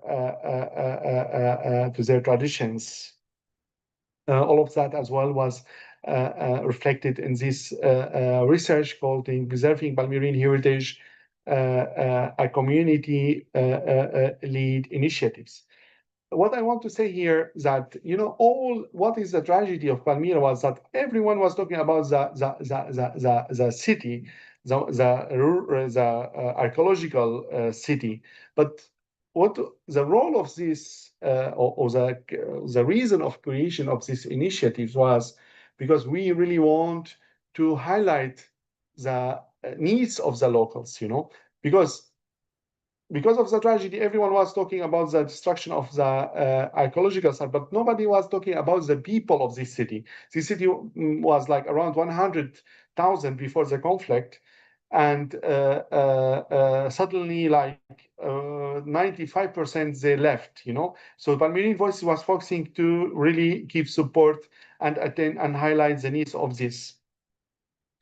So we used as well, AI in order to creation of all of these stories and storytellings related to this project. So all of those information you can see as well in the website of Palmyrene Voices. So after the fall of Assad regime, we started to work in Palmyra. So in Palmyra, we are doing our first project in Palmyra, in the city of Palmyra. This project is actually not focused on the archaeological side. It's focused on the modern city of Palmyra. So what we are doing now, we work to evaluate the damage of the modern city to understand what are the needs of the modern city in order to allow the return of the displaced people. So those people, they need water, they need electricity, they need hospitals, they need schools, they need mosques, they need so the idea is that we are evaluating how was the destruction, and also we are working. Never I thought that we will do this work in cleaning mines. So it's a project that we started in last January, as well in collaboration with the Director General of Antiquities and support of Kaplan Fund. And as I said, we do a lot of work now as well with children from Palmyra, those children who returned after they were born outside Palmyra. So we work with them to connect them to the cities through these workshops in the Museum of Palmyra. So we did a lot of initiatives, educational initiatives with this with those children. What I want to say here, as I said, that we work to now is ongoing this project, and we hope that in 2 months we will be finished with this. Also, one of our work now is also contributing to governance reform. So in many countries like Syria and Yemen now, we have also like kind of studying and also policy reporting about how we can make a better governance reform for heritage. So soon as well, we will be working in a big project for Syria on this regard, on the reform of the governance of the management of cultural heritage in Syria. So as I said, all our projects, they have this community engagement and educational program related to heritage. This is also a school in Raqqa where also we implemented several like educational programs through all of these years to the schools in this city. Another also initiative which I would like also to talk briefly about it is a project that we are now making in Taz. Taz is a city which is very important in Yemen. It's the third city in Yemen. We selected Taz for one reason. Taz is divided. It's between two parts which are in conflict: the recognized government and the Houthi government. So making peace in Yemen is making it depends on Taz. So if the peace in Taz will be in Taz, so that means the peace will be in Yemen. This is like it, you know. Many Yemenis, they believe also in this. In this project, actually, we selected this place. We are not interested actually in restoration or rehabilitation of big heritage sites. This is not our mentality. You know, we always select sites which are really connected directly to the community. So we do believe that working in a place where there is like immediate benefit to the community. So this case of this castle, when we tried to restore, we started to work on it.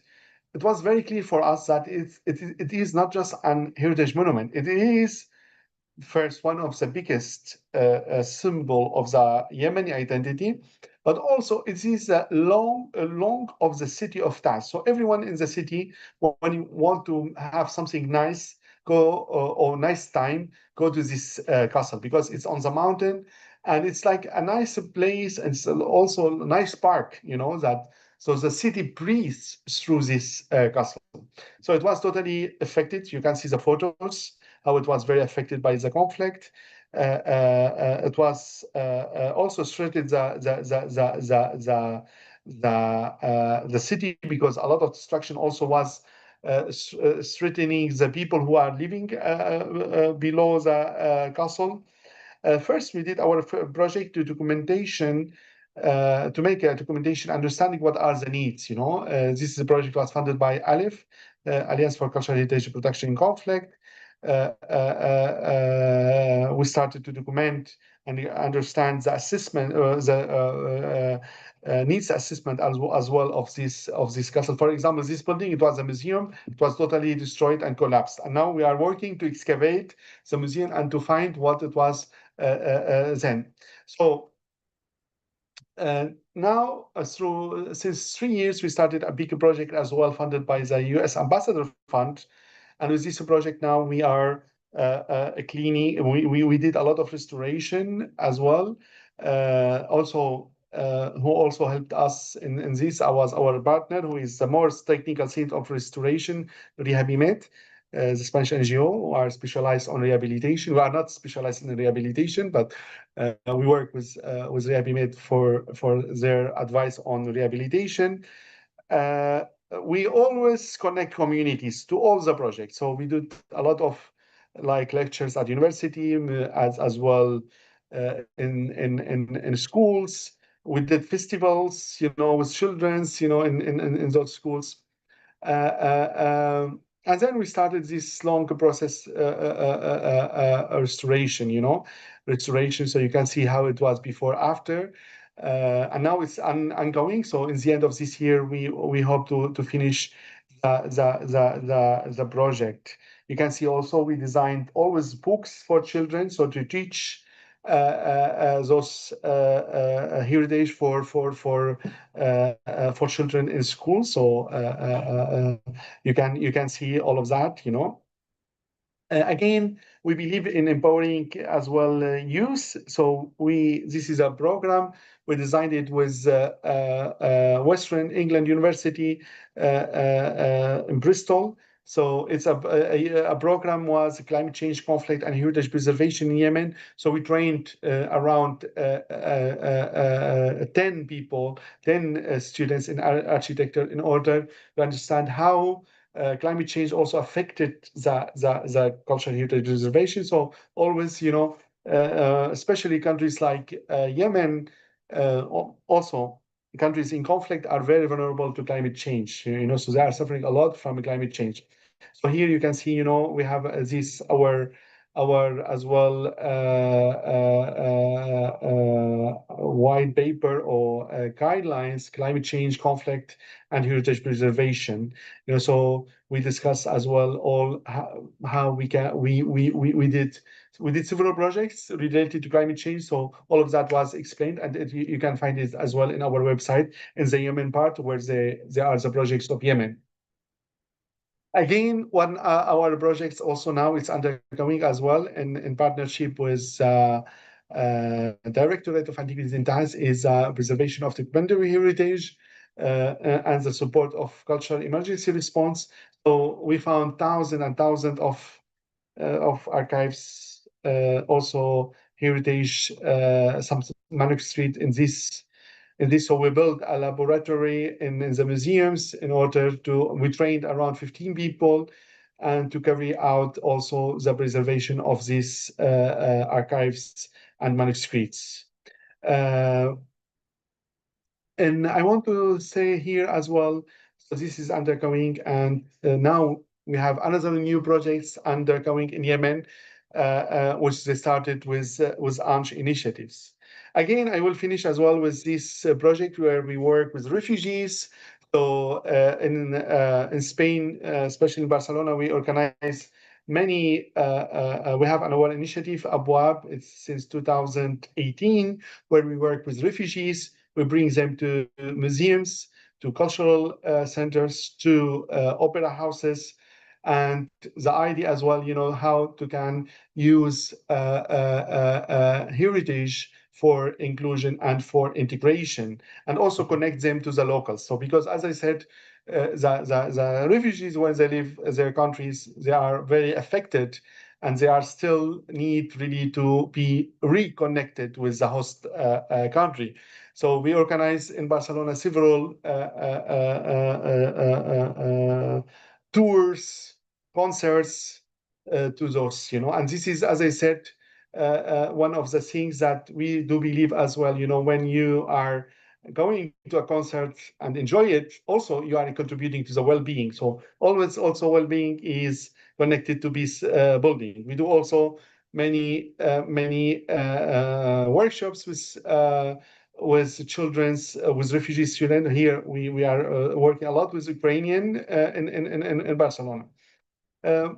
And just I want to, as a lot of the audience in are Armenian, so just some reflection and some for practical steps to Armenian NGO. You are Armenian NGO, so the things that we I think it's important. We really we need to build this network of NGOs, in Armenia.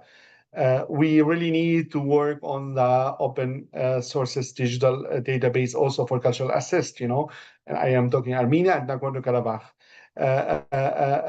For institutional partnership. So I think in Armenia there is a problem, which is authorities are not working with civil society. So there is a need to connect more the state authorities to the NGOs.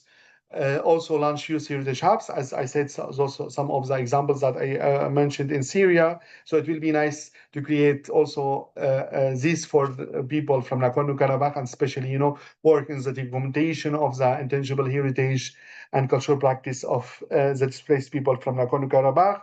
Also organize regional exchange to learn best practice. So this is some reflection. I just want to finish with a very small video now, just to show. Sorry. This is another video, but I want to share this video with this just 1 minute to show how heritage is contributing to peace building. Sorry, just I need 1 minute. Yes. So what I want to say here that in the last week we celebrate in a big fest in Paris. I just want to share now. So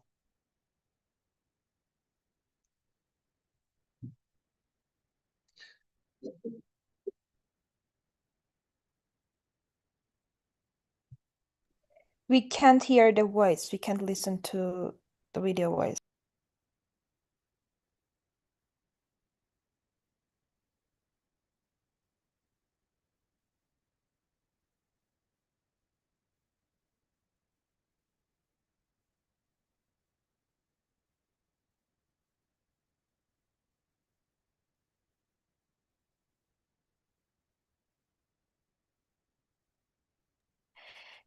Sorry, but we can't hear the voice of the video.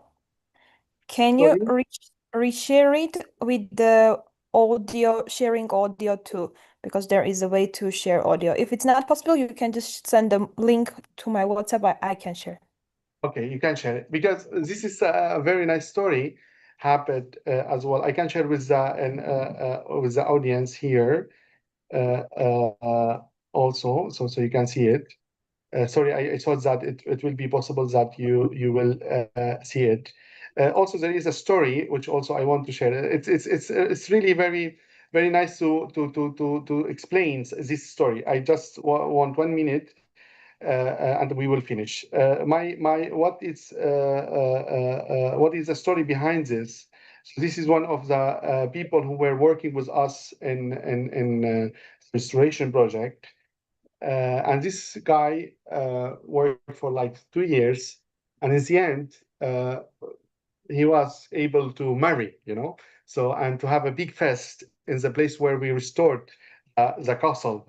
So just last week we created we did the big fest, you know. So this is was part of the fest. In the end, this guy was able, you know, to contribute to preserve the cultural heritage creation.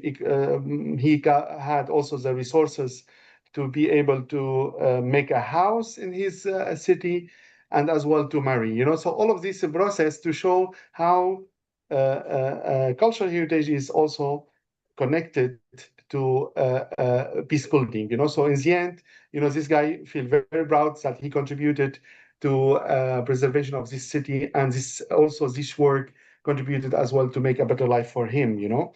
So, so all of this is also to show how really heritage is very connected to make a better life for the people and to contribute to resilience and reconciliation in conflict. So with this, I give you. So I saw that you shared it. I don't know if you all shared it, but you are sharing it. Yes, I shared it. Yeah, Can yeah, you can share it. You can share it. You can share it. Just yeah, yeah. You So see?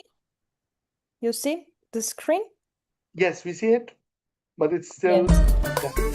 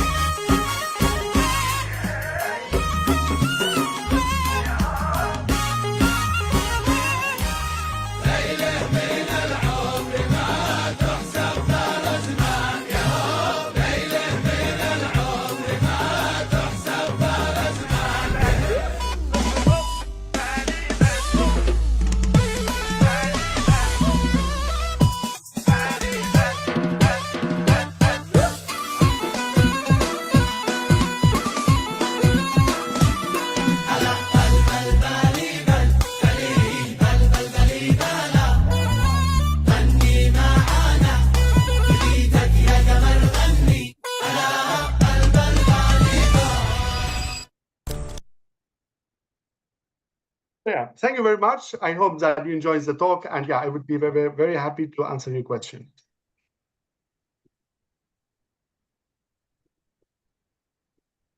Thank you very much for your insightful presentation and for highlighting the role of culture and heritage in peace building.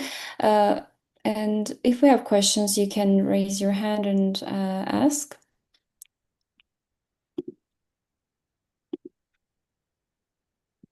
Ahmed, yeah, I see your question in the chat. Maybe you can say it out loud.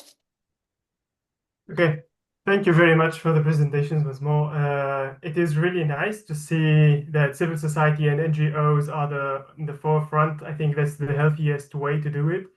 I come from an architectural background, cultural heritage and architecture. So when it comes to like crises like these, it is sometimes difficult to see that it is sometimes probable to see that there is a risk for communities themselves when handling like rubble and so on, contexts like these. And my question to this is like, where do international operational organizations, like for example, the Blue Shield, come into this framework? Like we know that they are liable to a certain degree, they are responsible to help out with post-conflict handling of the situation. Do NGOs-based projects can directly contact them, or do you have to go through national committees and so on? And are they in the picture in the first place? Thank you.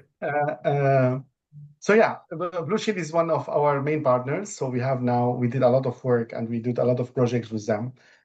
And actually, just to let you know, Blue Shield is working with armies. So their folks now especially in Europe, they are working with NATO to train NATO and to train militaries, but they don't really have the capacities to work with local NGOs. So for example, now we are having a big project with them for Syria, and as I said, so they are more contributing to armies and how the armies should be aware of the heritage protection. So Blue Shield now created around 36 local Blue Shield like members, especially in all of those 36 countries. But by the way, also Armenia has a Blue Shield committee as well, local Blue Shield committee. But still, the capacity of Blue Shield of implementing projects are very limited. They don't have resources. So even Blue Shield International, also they are facing huge also financial difficulties, because always they need to find the resources for the security rate of Blue Shield. So what I want to say here, so we saw that Blue Shield in the last few years developed a lot of things, especially policy. And I hope in the future there could be more engagement of Blue Shield to implement the project. So they now, they started to implement the project on the ground. They did some in Ukraine. Now in Syria, it will be the first project that Blue Shield will be implemented in partnership with Heritage for Peace. And also they are also hoping that to create more local communities of Blue Shield in different countries, so but as I told you, now the main role of Blue Shield, or the main focus, is military and military training.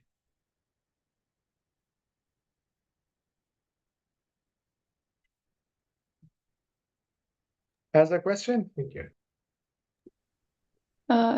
Thank you so much for your answer. We have Bardi here. Good afternoon. Yes. Hello, good afternoon, Dr. Esper. Yes. This is Dr. Bardis. I have a question. In Yemen, everything is like government, under government, so we don't pay fees or something for these kind of sites. So after you do this conservation or restoration of the heritage site, what comes next after this preservation stage? How does your organization ensures that local communities continue to benefit from this place, like socially, economically, like in the long term? Yeah, this is a good question, and always, we think about the sustainability of the projects. So, for example, what we have now, a strategy which we are also working on, and actually we created our branch of Yemen Heritage for Peace. So we have now, you know that also they are implementing some work and on the ground. We also do believe that, continuing supporting civil society. So the idea is that we are building that, with this local branch, will continue to doing projects, But again, the problem as well is financially, is how to find fund. So our role is also to support, especially local NGOs,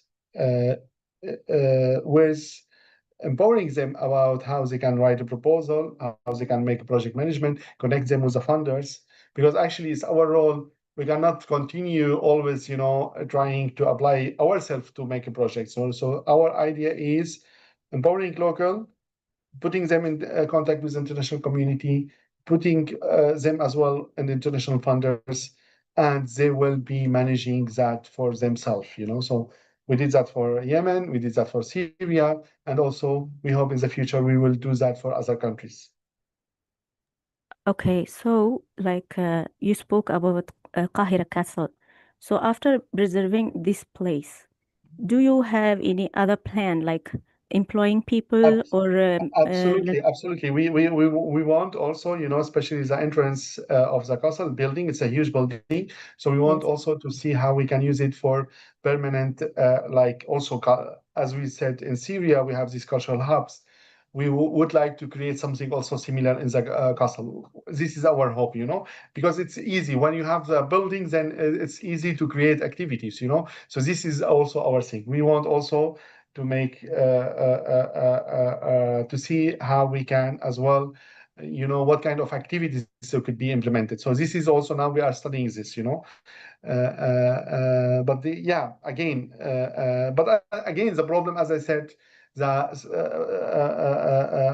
financial. So we hope that the people that we are working with us, they will be now able to also get their funding by themselves and continuing doing this. Okay, thank you for what you have done to Kahira Castle, because like you said, it is like a very special place for Yemenis. So I was so happy to see that it is done, and that celebration which you did for the employee who worked with you. Thank you. Thank you. Maybe the last question I see now. There's a question we can ask if you hear us. So the question asks, what sustainable tourism models protect heritage without harming local economies? It's in the chat. I can. I mean, countries in conflict, really, they are not very attractive for tourism, from outside to from outside, so we have examples, how tourism could also then make destroy the places, we have example like in Barcelona, in Amsterdam, and other places, so the massive tourism could affect as well in the destruction of the life of the locals. For example, Barcelona became like a very, very, very touristic city in the last 25 years, and now the locals, they are suffering of housing, of expensive also life. So in conflicts in countries in conflict, it's still different. We cannot compare this. So we hope that also countries in conflict, they can use as well their heritage for local tourism, especially. Because and as I said, now in Kassel or in Yemen or even in Syria. All of those places also are promoted locally. So we want really to make them attractive for locals. We don't really think that there is threat of the size, because the number is still very limited, So as I said, here from Barcelona, there are a lot of lesson learned, For example, they don't give permissions to Airbnb to now, a lot of control now of this, So I think this problem will not never face it in countries in conflict.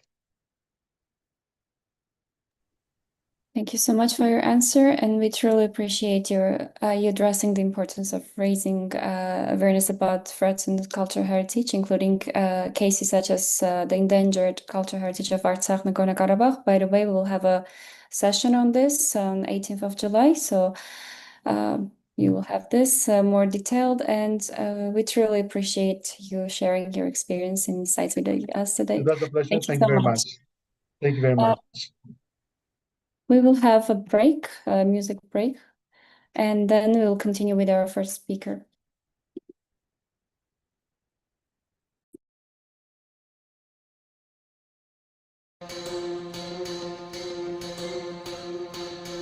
یک سزمر یختنم همه یک گفتنم همه یک جا همه یک این کارم کارو تیچمرم همه یک جا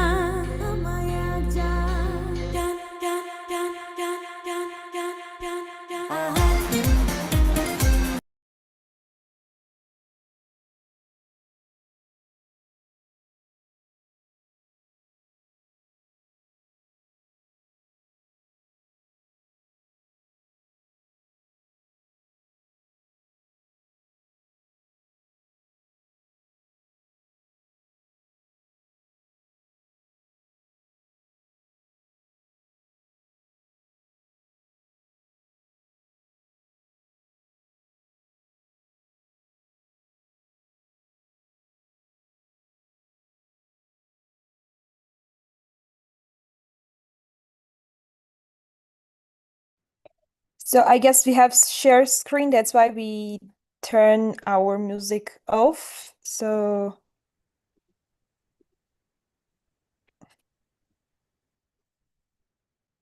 maybe I can present maybe our speaker. So as we move on to our third and final speaker of today, so it's my great pleasure to introduce Gaine Kasnati, a conservator architect, a director of Cultural Heritage Department at the Center for Study and Documentation of Armenian Culture, research fellow in architectural conservation at Politecnico de Milano, representative of CIRE, Center for Study, Preservation and Enhancement of Armenian Cultural Heritage, and council member of Europa Nostra. So today she will speak on key international institutions in cultural heritage preservation and protection of the role of civil society. Gaina, thank you so much for joining us today, and floor is yours. Thank you very much, Anna, for inviting me. I do not see my screen shared, but it should be. Do you see it? We can see it, yes. Okay, so wonderful. Good morning to everybody. I see that you are numerous and from different countries, so this would be an interesting conversation. You can give me any question if you want. Well, this is a sort of overview of all the organizations. So during yesterday and today, before that, you already other speakers already mentioned different organizations. So now I will present them briefly, but with the eye on what we can do with those organizations and which are the problems or the qualities and the advantages that we have having this organization. I wanted to start with this image because I think civil society should be at the center, and people are really who care for culture, and so this is a component which is crucial if we are to speak about culture. And then we will see it all along all the presentation. So cultural heritage preservation and protection is organized in the world by two different kinds of organizations. Some big organizations which are intergovernmental, made by states and run by states, and civil society, which is run by professionals. It's non-governmental and has different characteristics and different levels of engagement and different levels of collaboration with the intergovernmental institutions. So intergovernmental one are very important because they are the one that can then shape the policies of the states, but in the same time, I'm somehow affected by the fact that they are governmental. So they cannot always be very near to the people in many cases when there are conflict and crises, as you have somehow seen early in the morning. So this organization can, the decision in general and on the big organizations, but maybe you don't see the presentation. You see all the slides on the side, or you see the full presentation? It's not zoomed. Can you please make it full screen? Yes. I had the doubt because like this you cannot see it very well. Yeah, it's small. Yeah, okay, so it's better like this? Okay, wonderful. Yes. So we have different levels. So usually big decisions are taken by states and intergovernmental committees inside UNESCO. But there are expert bodies and professional networks like ICOMOS, UCN, ICROM, and ICOM, which have different characteristics, but are crucial for advising the bigger organization, UNESCO in particular. Local authorities, museums, NGOs, and communities are the ones who act on the ground, and they play a very important role. And public programs and private foundations can give the resources to local actors to act. So responsibility and resources should be shared among all the people who is working on the site. So UNESCO is the UN agency dedicated to strengthening international cooperation in the field of education, science, culture, and information. It usually administers major cultural conventions. What we have seen, specifically in Armenia, which is the case that I know best because I'm working there since many years, these conventions that are promoted by UNESCO and then approved by the governments often have some difficulties in being implemented because the governments approve the convention, but after they have not the capacity or the willingness to change their own law according to what is stated in the convention. So there is a sort of conflict between what the law assesses and what the convention assesses. So signing is a formal act that not always has as a consequence indeed a correct implementation.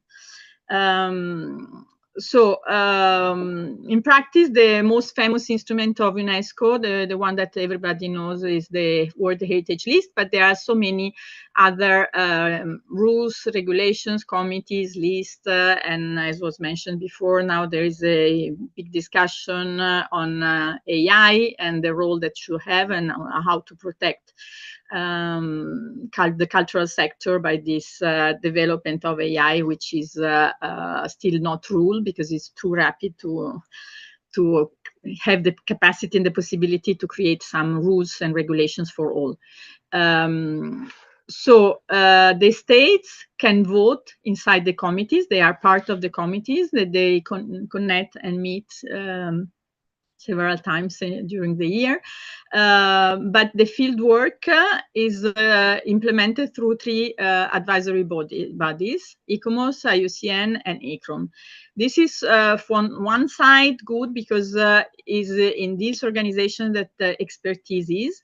And they are working and moving much faster than UNESCO. But the problem is that resources are not there. So, for instance, ICOMOS committees that are relying only on volunteer work have sometimes huge difficulties to implement and to deliver what is asked to them, which is quite challenging for following all the heritage sites and the challenges of monuments preservation all around the world.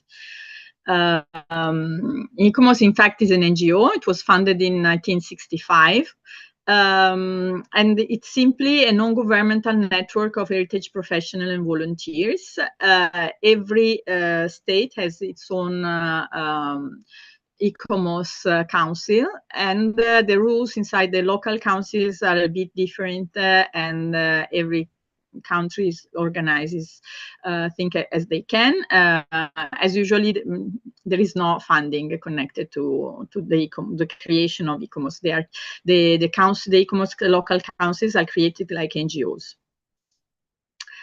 There is another important organization, always dramatically underfunded, which is ICROM, which is based in Rome, and is the one who connects and try to organize preservation and restoration of cultural property. So there is a sort of research and to try to have very high standards, and then propose these courses to many countries and many experts all around the world.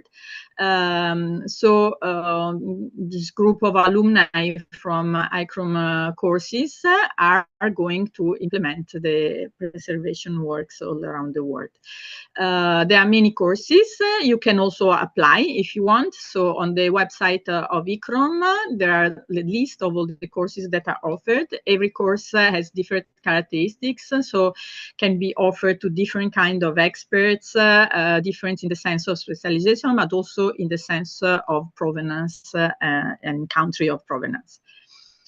IUCN is the organization that works in the field of nature. It is also an NGO, but differently by ICROM, is a hybrid format. It was founded in 1948 and is somehow participated, but also by different governments. And and try to connect. I mean, every organization can apply to be part of UCN. Now they have 160 organizations from 160 different countries. And they are also in charge of evaluating all the natural world heritage sites, working together with ICOMOS and looking to the part that is connected with nature. And well, this part of the nature connected to the World Heritage Site is increasingly important as the challenges of the climate change are becoming more and more important. We're understanding that we need to connect cultural preservation with natural preservation.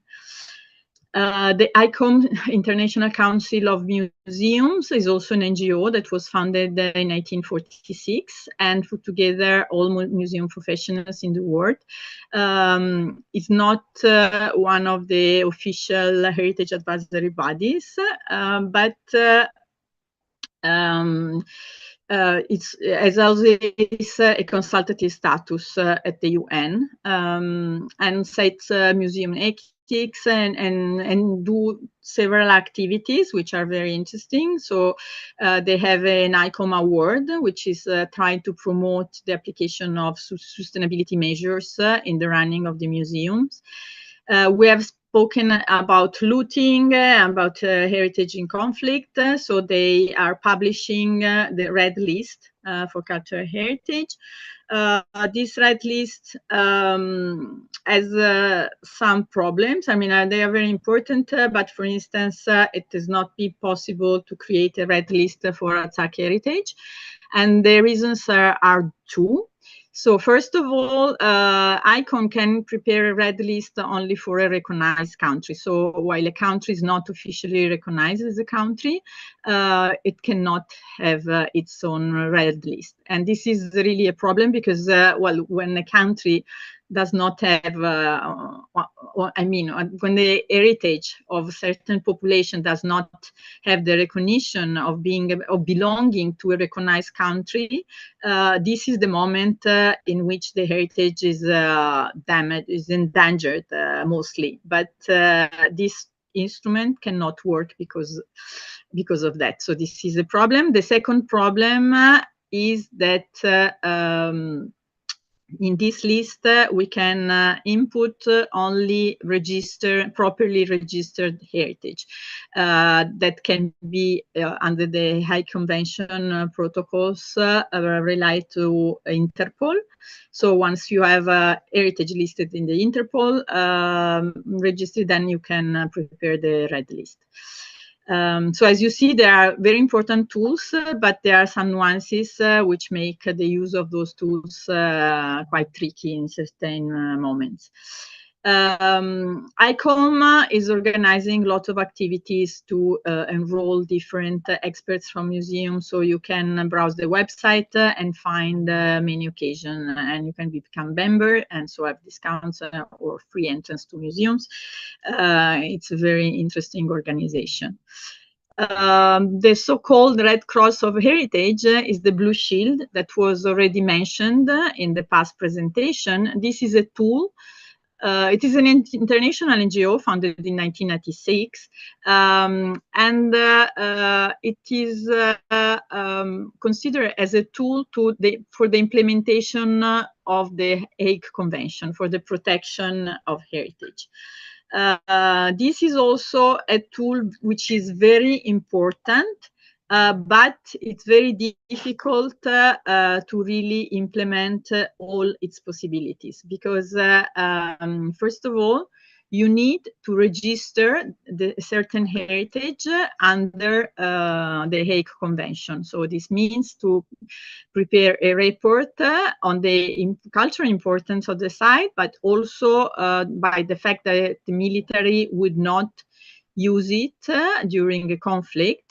And so often countries are not thinking about registering under this special protection status, the heritage during peace times. But then when war starts, it is already too late. So in this case also, the Artsakh heritage could not be protected by the Blue Shield, and the Blue Shield mission in Artsakh after the conflict could not be organized because there were no heritage registered until under this special protection status. But I have to say that also in Armenia and in many other countries, the understanding of the importance of this tool is not there. So in Armenia, for instance, we have only one site which is protected, and is the site of Gerard, which is not on the border, which is not at risk, while we have a lot of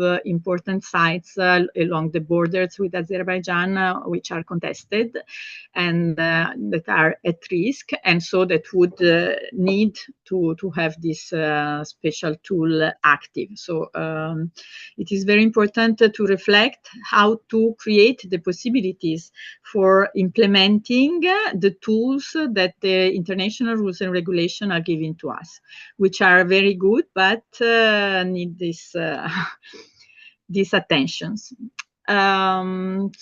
As we've seen, well, there are many important NGOs that already are working with the most wide context together with UNESCO, but we have also civil society and field actors, which are very important. I selected 6 of them, which I thought were the most important for this conversation. So one is Europa Nostra, which is likes to call itself as the voice of cultural heritage in Europe. It's a citizen movement and an advocacy network. It put together more than 250 cultural heritage organizations in Europe, and has a certain importance and surely has a say during the policy conversation at the EU.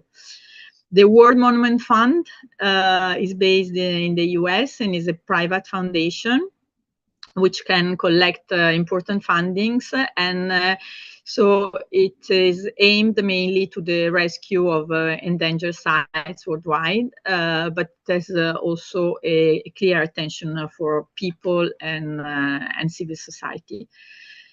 And another very important organization is the Getty Conservation Institute, which is really richly resourced institute. It has a museum, a research center. They are able to do publications. So they are somehow trying also to set the quality and the criteria for the best restoration practice. So let's see more in detail. First of all, I would say that Europa Nostra offers free membership to 18-33 years old. So I think this audience can be a target for this offering. And this is very interesting because it gives you the possibility to be in touch, to have to receive all the news and newsletters, and to be involved in all the programs that the Europa Nostra is creating for the young generation. So there are more than 40 countries covered. It was funded in 1963 and it evolved. It was funded as a rich organization of old and rich people loving heritage, and is becoming younger and younger. And indeed gives voice to the citizen movement. Well, these are the pillars of its action. So it has a very important activity in networking, offering peer learning and capacity building all around Europe. And this is done through the European Heritage Award scheme. So we are celebrating excellence, selecting every year the 30 best projects in Europe in different categories. And then when the awards are given, there is a meeting for civil society organizations, and for the winners, a summit. So we get in touch with them, and then we start collaboration and this networking saying, we enroll as volunteers. Here, Europa Nostra is an organization which is working with a lot of volunteers.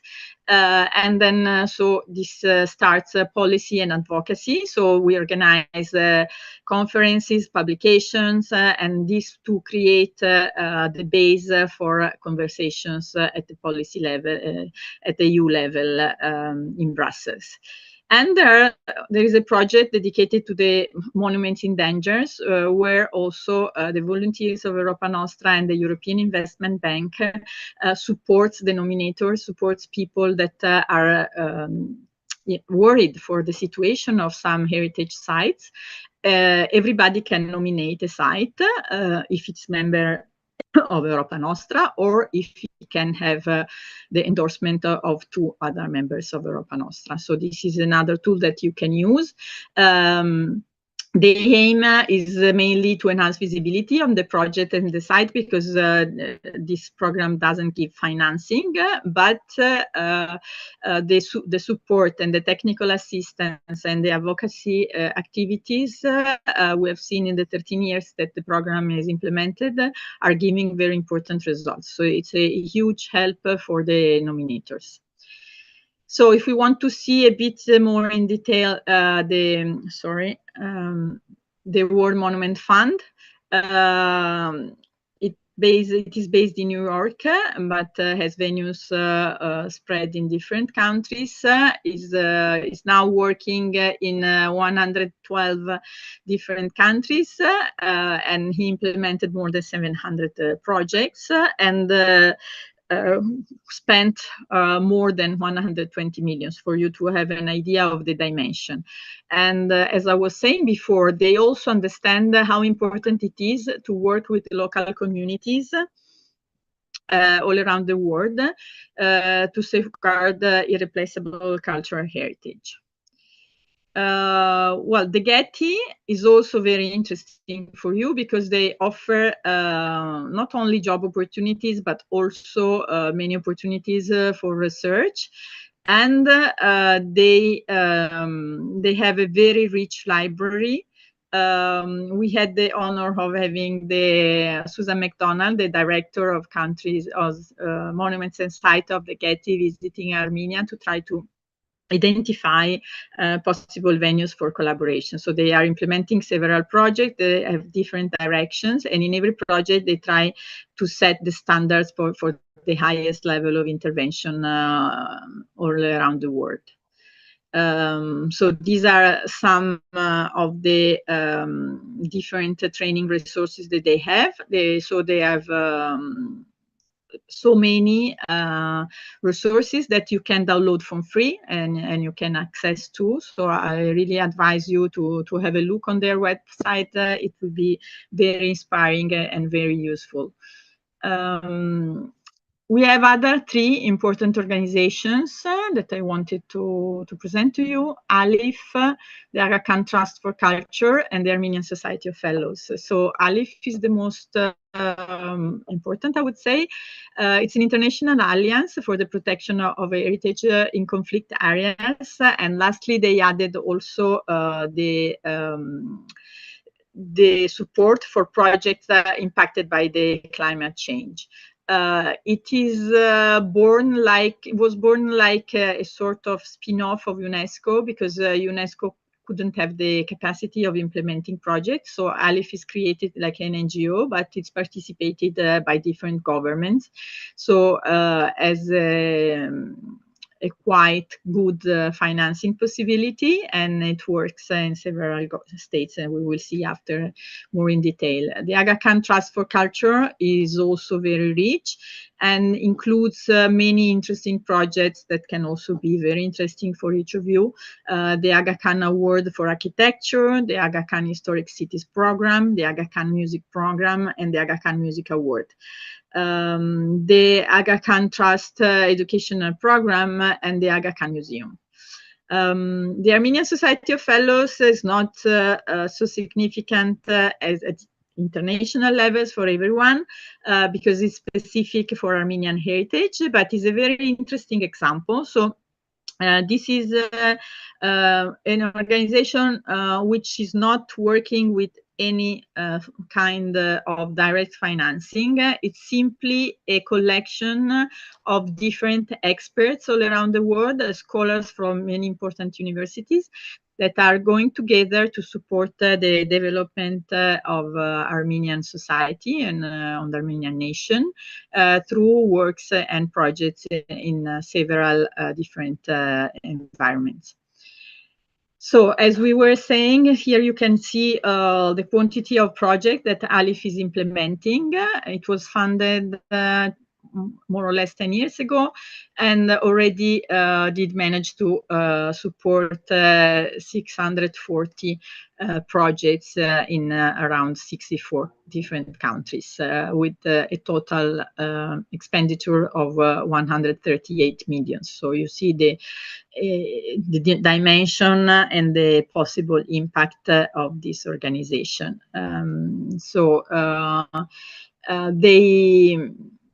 They have a status as an international organization, but they are private, so they can move very fast, as you have seen.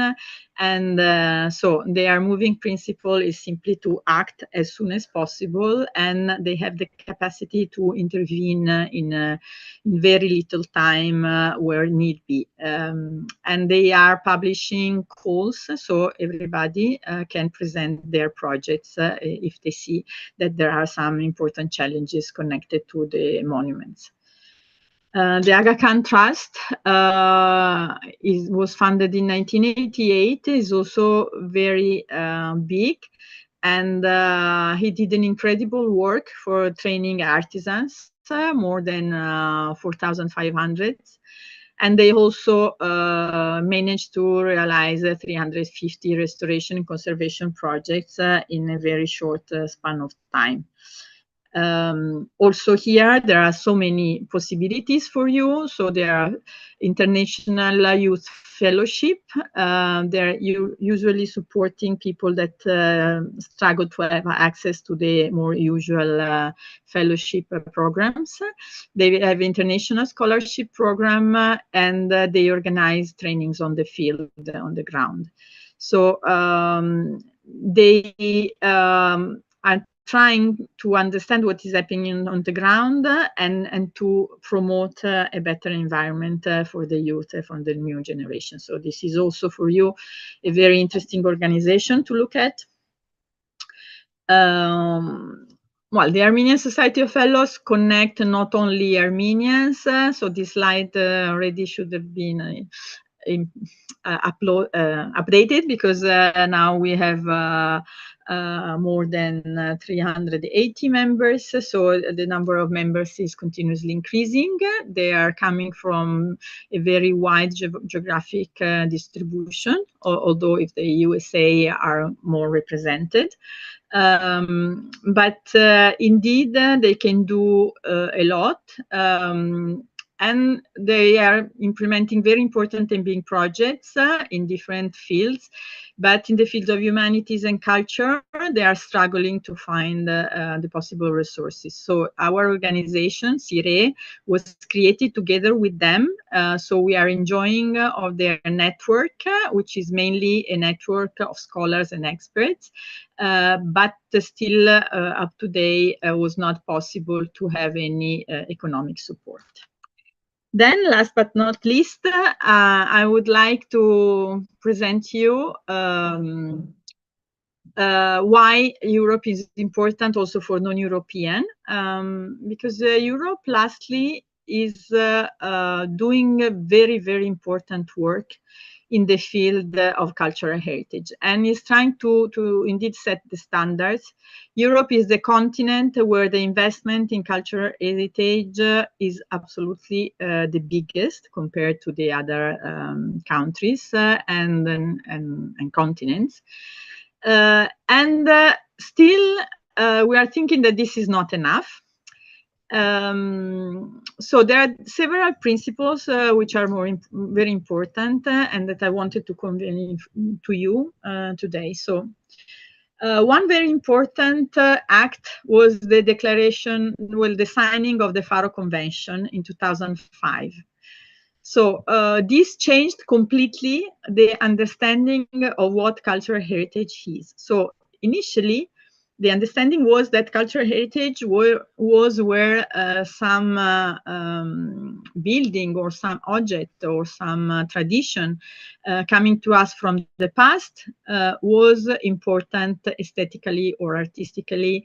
Now we have moved to the understanding that what really makes something heritage is the importance and the value that is attributed to this object or intangible heritage by a community who for which this is important. And this changed completely the understanding of what we need to do and what are the priorities when we intervene on a certain heritage. And it also makes us to understand what it happened when there are distractions during the wars, because what people are attacking while attacking heritage is exactly attacking all the values of the population for which this is considered heritage. So this is why cultural heritage destruction became also a political tool and a sort of weapon against certain populations. So a group of people who values a specific aspect of heritage and wish to pass them to future generation is a heritage community. And so this entitle every group of people of having a say on the decisions about what to do with some heritage. And this is very important. It's changing a lot the mentality, and it's still not enough reflected in policies and regulations. So again, heritage is really what links people with places and time. And so a community can be defined by the commitment that they put. So often we see that people are more attached to heritage than are their governments or the municipalities where they live. So the real subject is the people, are the people. So why this is also something that can be considered powerful for you, because heritage has some rights. You have the right to access the heritage, to enjoy of it, and to contribute of it. This is also important because it is very important that everybody feels the importance of contributing. You can become a very active subject and not only a spectator. And so this FARO Convention was recognized by 46 states, but is used more widely in the international arena. So as you see, everybody, also a group of students, a group of young people, a small community in a village can start to do some work to value, document, organize, dialogue, and sustain something that they consider heritage and that they consider important for them. And this is crucial. So we are in a very important moment, really a game changer. So it's for the first time ever, the European Council, the European Union, and the European Parliament signed together a declaration for Europe for Culture, Culture for Europe. So they assess the fact that in these very difficult times, what is very important and what keeps us alive and what can give to us a direction, like a compass, is exactly culture and our cultural heritage. So they created this declaration that has 4 different pillars for the implementation. So the attention to values and cultural rights, the attention to people and professionals to try to somehow drive into the challenges of these new developments with AI and with the copyright problems and with the low salaries for cultural heritage workers, etc. We understand the importance of heritage as a tool for resilience and cohesion, something which is important for competitiveness in Europe mainly, but also something that can help us, for instance, to drive into the challenges of the climate change by studying how ancient populations were somehow combating the same problems that we have now. And another very important fact is that they give a lot of importance of cultural heritage in driving and championing cultural relation and partnership beyond the EU. So a society that invests in culture, invests in democracy, peace, and resilience. And so this is what we consider really important. And so for the first time, a political instrument assesses officially that civil society is a very important instrument. We will see a bit later what kind of project they created to demonstrate this. So there are so many programs that can be used also by you, proposed by Europe. They are very competitive, but they are providing different resources. And we hope that with the Cultural Compass, the next financial budget for the next 4 years in Europe will take into consideration some increase in the funding. So we have 4 different instruments that you may also already know: Creative Europe, some regional funds, Horizon Europe, which is for universities and big organizations, and Erasmus Plus, which is a fantastic tool for moving among different nations in Europe. So Creative Europe is a cross-sectoral project. It has different medias that can be accessible and can be interesting, and has a particular focus on cooperation project, networks, platforms, also for culture. So this is a very important tool that can be used by all the countries that are signatory of the agreement on Creative Europe, which are at the moment 41. Armenia is one of those.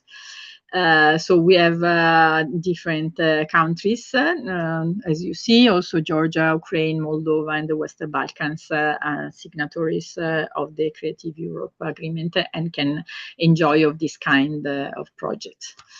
There are other very important instruments. The European Heritage Label is still under-known and under-recognized, but it is increasingly important.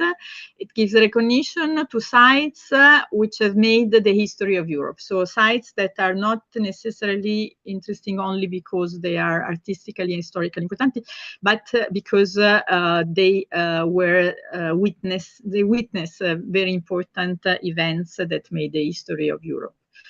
And then we have some instruments that support the organization of European Heritage Days or Capitals for Culture, or it has been in 2018 the European Year for Culture, and these are giving a lot of visibility together with the 7 Most Endangered program that we have seen before for supporting sites in danger.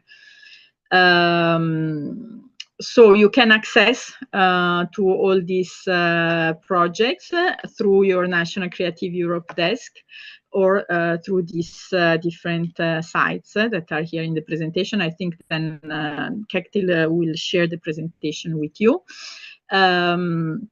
So, in fact, Creative Europe is really working. The financing is still very small compared to the ask.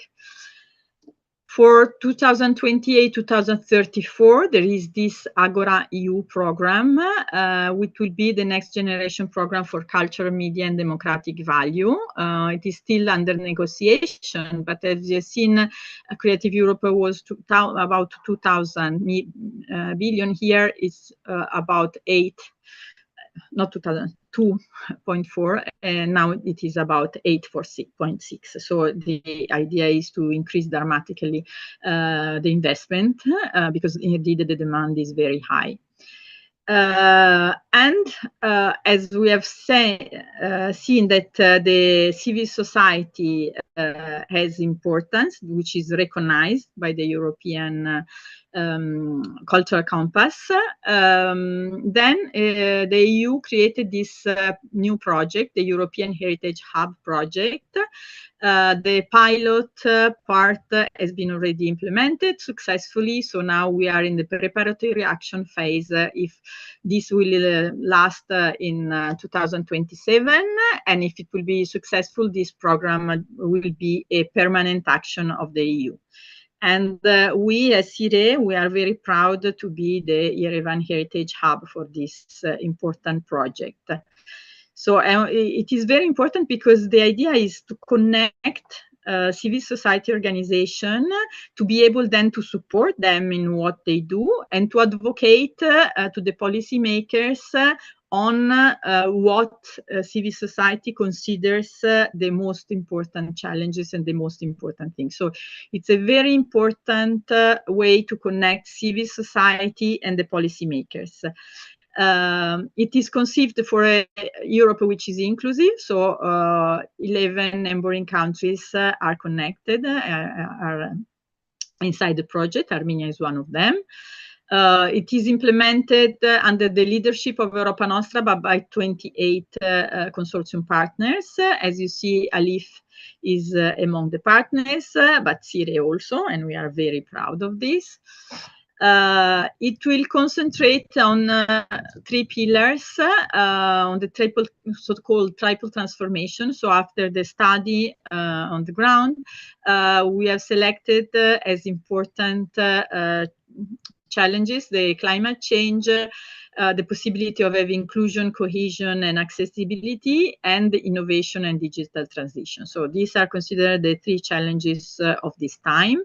And so there are different key themes for study and for research for all the hub members to create some advocacy tools or suggestion for new policies at the EU. So the idea is really to build bridges among policymakers and civil society, among the experts and young people, scholars and practitioners, institutions and communities. I mean, all the possible links between people of different kinds, because we think that sharing ideas and approaches is so important, and we can learn from each other really a lot. The project of the hub is implemented through the realization of some city hubs. For the moment, we have 7, and one of these is in Yerevan. And what is important is that really gives a direct connection. So periodically,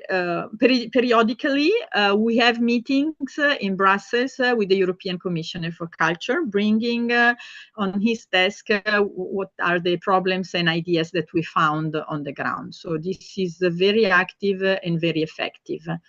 And is one of the ways on how the hub can create impact. So the first is research, knowledge sharing. So we are working also with different universities, but we have some tools to upload all the information and all the research that every member is doing on the ground. Then we are networking, creating occasions for training, capacity building, and translating all this in advocacy.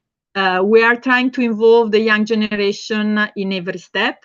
So one of the flagship programs is the Next Gen Heritage Ambassador. So each year we select 12 different young experts that are working with us and following Europa Nostra and the hub in all the activities and giving their precious contribution and connecting the hub with their young mates. There are 3 tools that you can all use online on the website of the European Heritage Hub. So you have the social forum where you can chat with people from all over the network of the hub. We have the Heritage Library where you can upload your publication and download the publication of others. So it's a very important tool for sharing knowledge. And the Policy Monitor, which try to analyze and study the evolution of the policies and the characteristics of the policies all along Europe, to find out which are the most successful, which are the most problematic, and to create the possibility of learning from each other. And this is also a very important tool. You can map, we started with the mapping of cultural heritage policies. So last year we published a study on the evolution of the policies in Armenia from the collapse of the Soviet Union to now, which was very important to understand why we have certain problems today, and so to try to also propose solutions. Periodically, the group of experts are meeting and preparing policy papers and also organizing peer learning visits to share different also practical experiences. These are very important occasions for learning. Here you can find some events and opportunities that you can maybe be interested in. Everything is published on the site, but then I will share the presentation. So you are free to be involved. It's not a problem if you are not from Europe. We are very open, so there are different media instruments where you can collect information, and there is a website which is continuously updated. I brought here another small example of how all this discourse is then implemented in practice. So indeed, the international organization should be considered as multipliers, but the people on the ground need to know how to use them. Because as we have seen, there are sometimes some instruments that cannot be used because of the lack of knowledge on how to use them.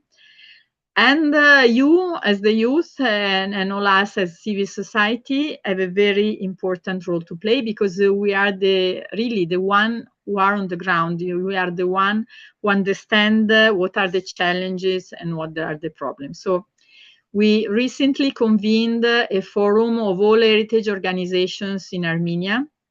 We are mapping all the organizations which are committed for heritage in Armenia and in the diaspora. We have now identified more than 380 different organizations, out of which 122 are in Armenia. But I'm sure there are still others that we couldn't find. So if you have, if you are part of such an organization, you can get in touch with us so we can complete the mapping. And once the mapping is not a tool for research simply, but is a way to get in touch and to then convey. Every year we organize a forum. Last year we had the representative of the Getty, the War Monument Fund, the president of Europa Nostra, very important people. This year, finally, we were very happy to have the organizations speaking and presenting in front of the ambassador of the European Union. So different organizations connected, found one each other. We had fantastic music moments offered by very young musicians, and really we have the demonstration that culture remains very important as living practice. We are organizing workshops, so you can get in touch. In the last slide, you will have the QR codes for connecting with the social media of CIRE, because we are continuously offering occasion to meet and to learn and study all together. We are organizing workshops in different languages, mainly in English, but now, for instance, we have one upcoming that will be in Italian and in Armenian. And our workshops are for different kind of heritage, and they're usually very interesting, and also they give the chance to know better Armenia. So I would say that you do not always necessarily need money or permission from someone to organize something.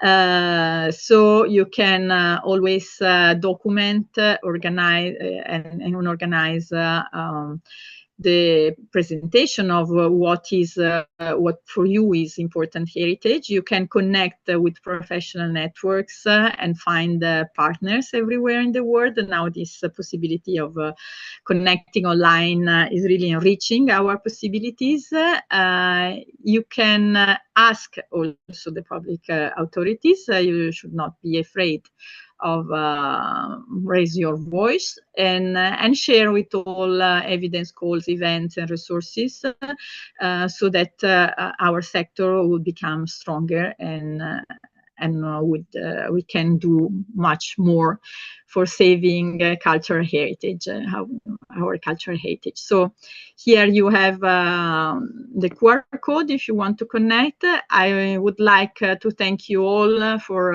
listening, but especially I want to thank Anna and Gohar for having organized so wonderfully this important conference and meeting. And I was very happy to be part of this conversation and to contribute. Well, actually, I gave a small contribution because they did the most of the work and they are exceptional. Thank you very much to all. And obviously, I'm ready if you have any question. Thank you so much for this very informative presentation. We truly appreciate you providing such a comprehensive overview of the key international institutions working in cultural heritage preservation, as well as especially highlighting so many opportunities for young professionals. And I myself would definitely follow them. You can ask questions. We can answer a couple of them if you have. I see some. Adriana, I have a question. Adriana. All right, thank you so much. So I'm Sintrari Adriana from Zimbabwe, and it's part of Southern Africa. But I also represent an association of Lozi Arts and Culture. So for us, it's more of preserving our traditions that we feel like they are fading away with time. So I just wanted to know, is it possible for us also to participate in the workshop? Because for us, it's more of preserving our way of life, and we are also interested in preserving the wildlife that we have lived hand in hand with still the beginning of our civilization and things like that. Because for us, nature and our way of living are not two separate things. We have lived with nature, we have traditions, we have other things that have shaped us, and we wish to preserve those as well. Thank you so much. Yeah, of course. If you find any workshop or any occasion, you are invited to participate. Among our ambassadors, we have a person from India, so it's not closed. Everyone can participate. In Armenia, we will have the COP17, connecting nature and culture. Which will be a very incredible occasion to gather experts from different fields. So you are invited. There will be many side events. So if you want to propose any kind of event or presentation about the way that you preserve your tradition through preserving nature, it would be, I think, very interesting.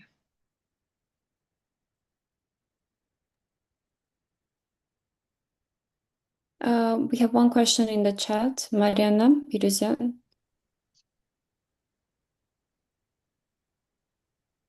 Are you here?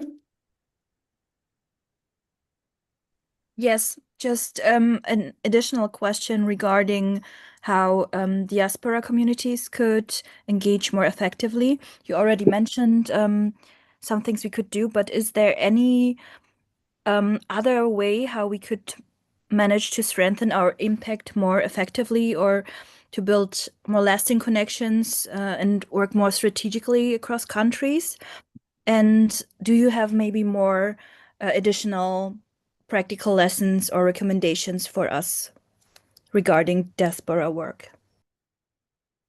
I think the first thing, as Camille, if you are meaning Armenian diaspora, I think we need to move from this idea of binary Armenia, local Armenians and diaspora Armenians to arrive to the feeling that we are all Armenians, and that what makes us Armenian is our culture.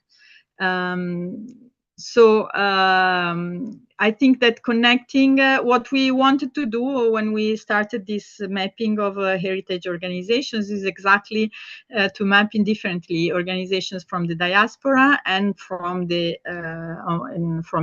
So when we organized the forum, as it was not possible for many organizations to come, we also hosted some videos of this organization presenting what they are doing. There are several instruments like Armenopol, where all the events concerning Armenian heritage are published, so everyone can know what the others are doing. So it's possible to upload the information if you're organizing any events.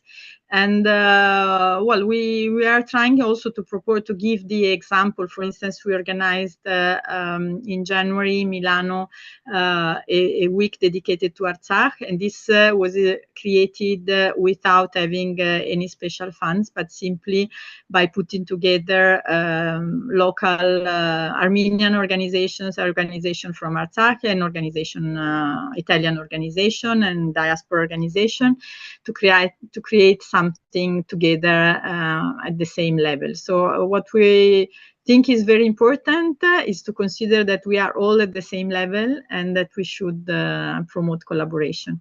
There is another interesting project which is named Armenopedia, where they are publishing now information about all the experts. There is the Armenian Society of Fellows, which also gives information on what is happening. They publish a newsletter each week. And we will publish on the website that it is in progress all the information about the organization that we are mapping, so that everyone can be connected. I don't know if I answered your question enough, or if you have other.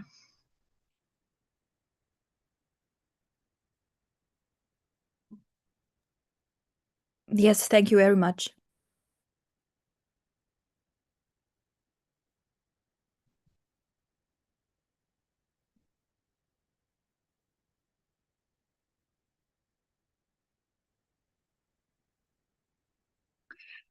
I see a question on the chat about cross-country collaboration. So many of the instruments that I presented support cross-country collaboration. So the Erasmus programs, the Horizon programs, all what is proposed by the European Heritage Hub, all are trying to promote cross-country collaboration, also including eventually, when it's possible, also countries outside of Europe. So it's a clear understanding that cross-country collaboration is very important, and that indeed culture is a way to create dialogue. And if dialogue is based on culture and on the understanding and on the knowledge of which are our values, I think also peace would be easier. Thank you so much. I think we don't have any other questions. If you have questions, this is the last chance, because we are finishing today's sessions.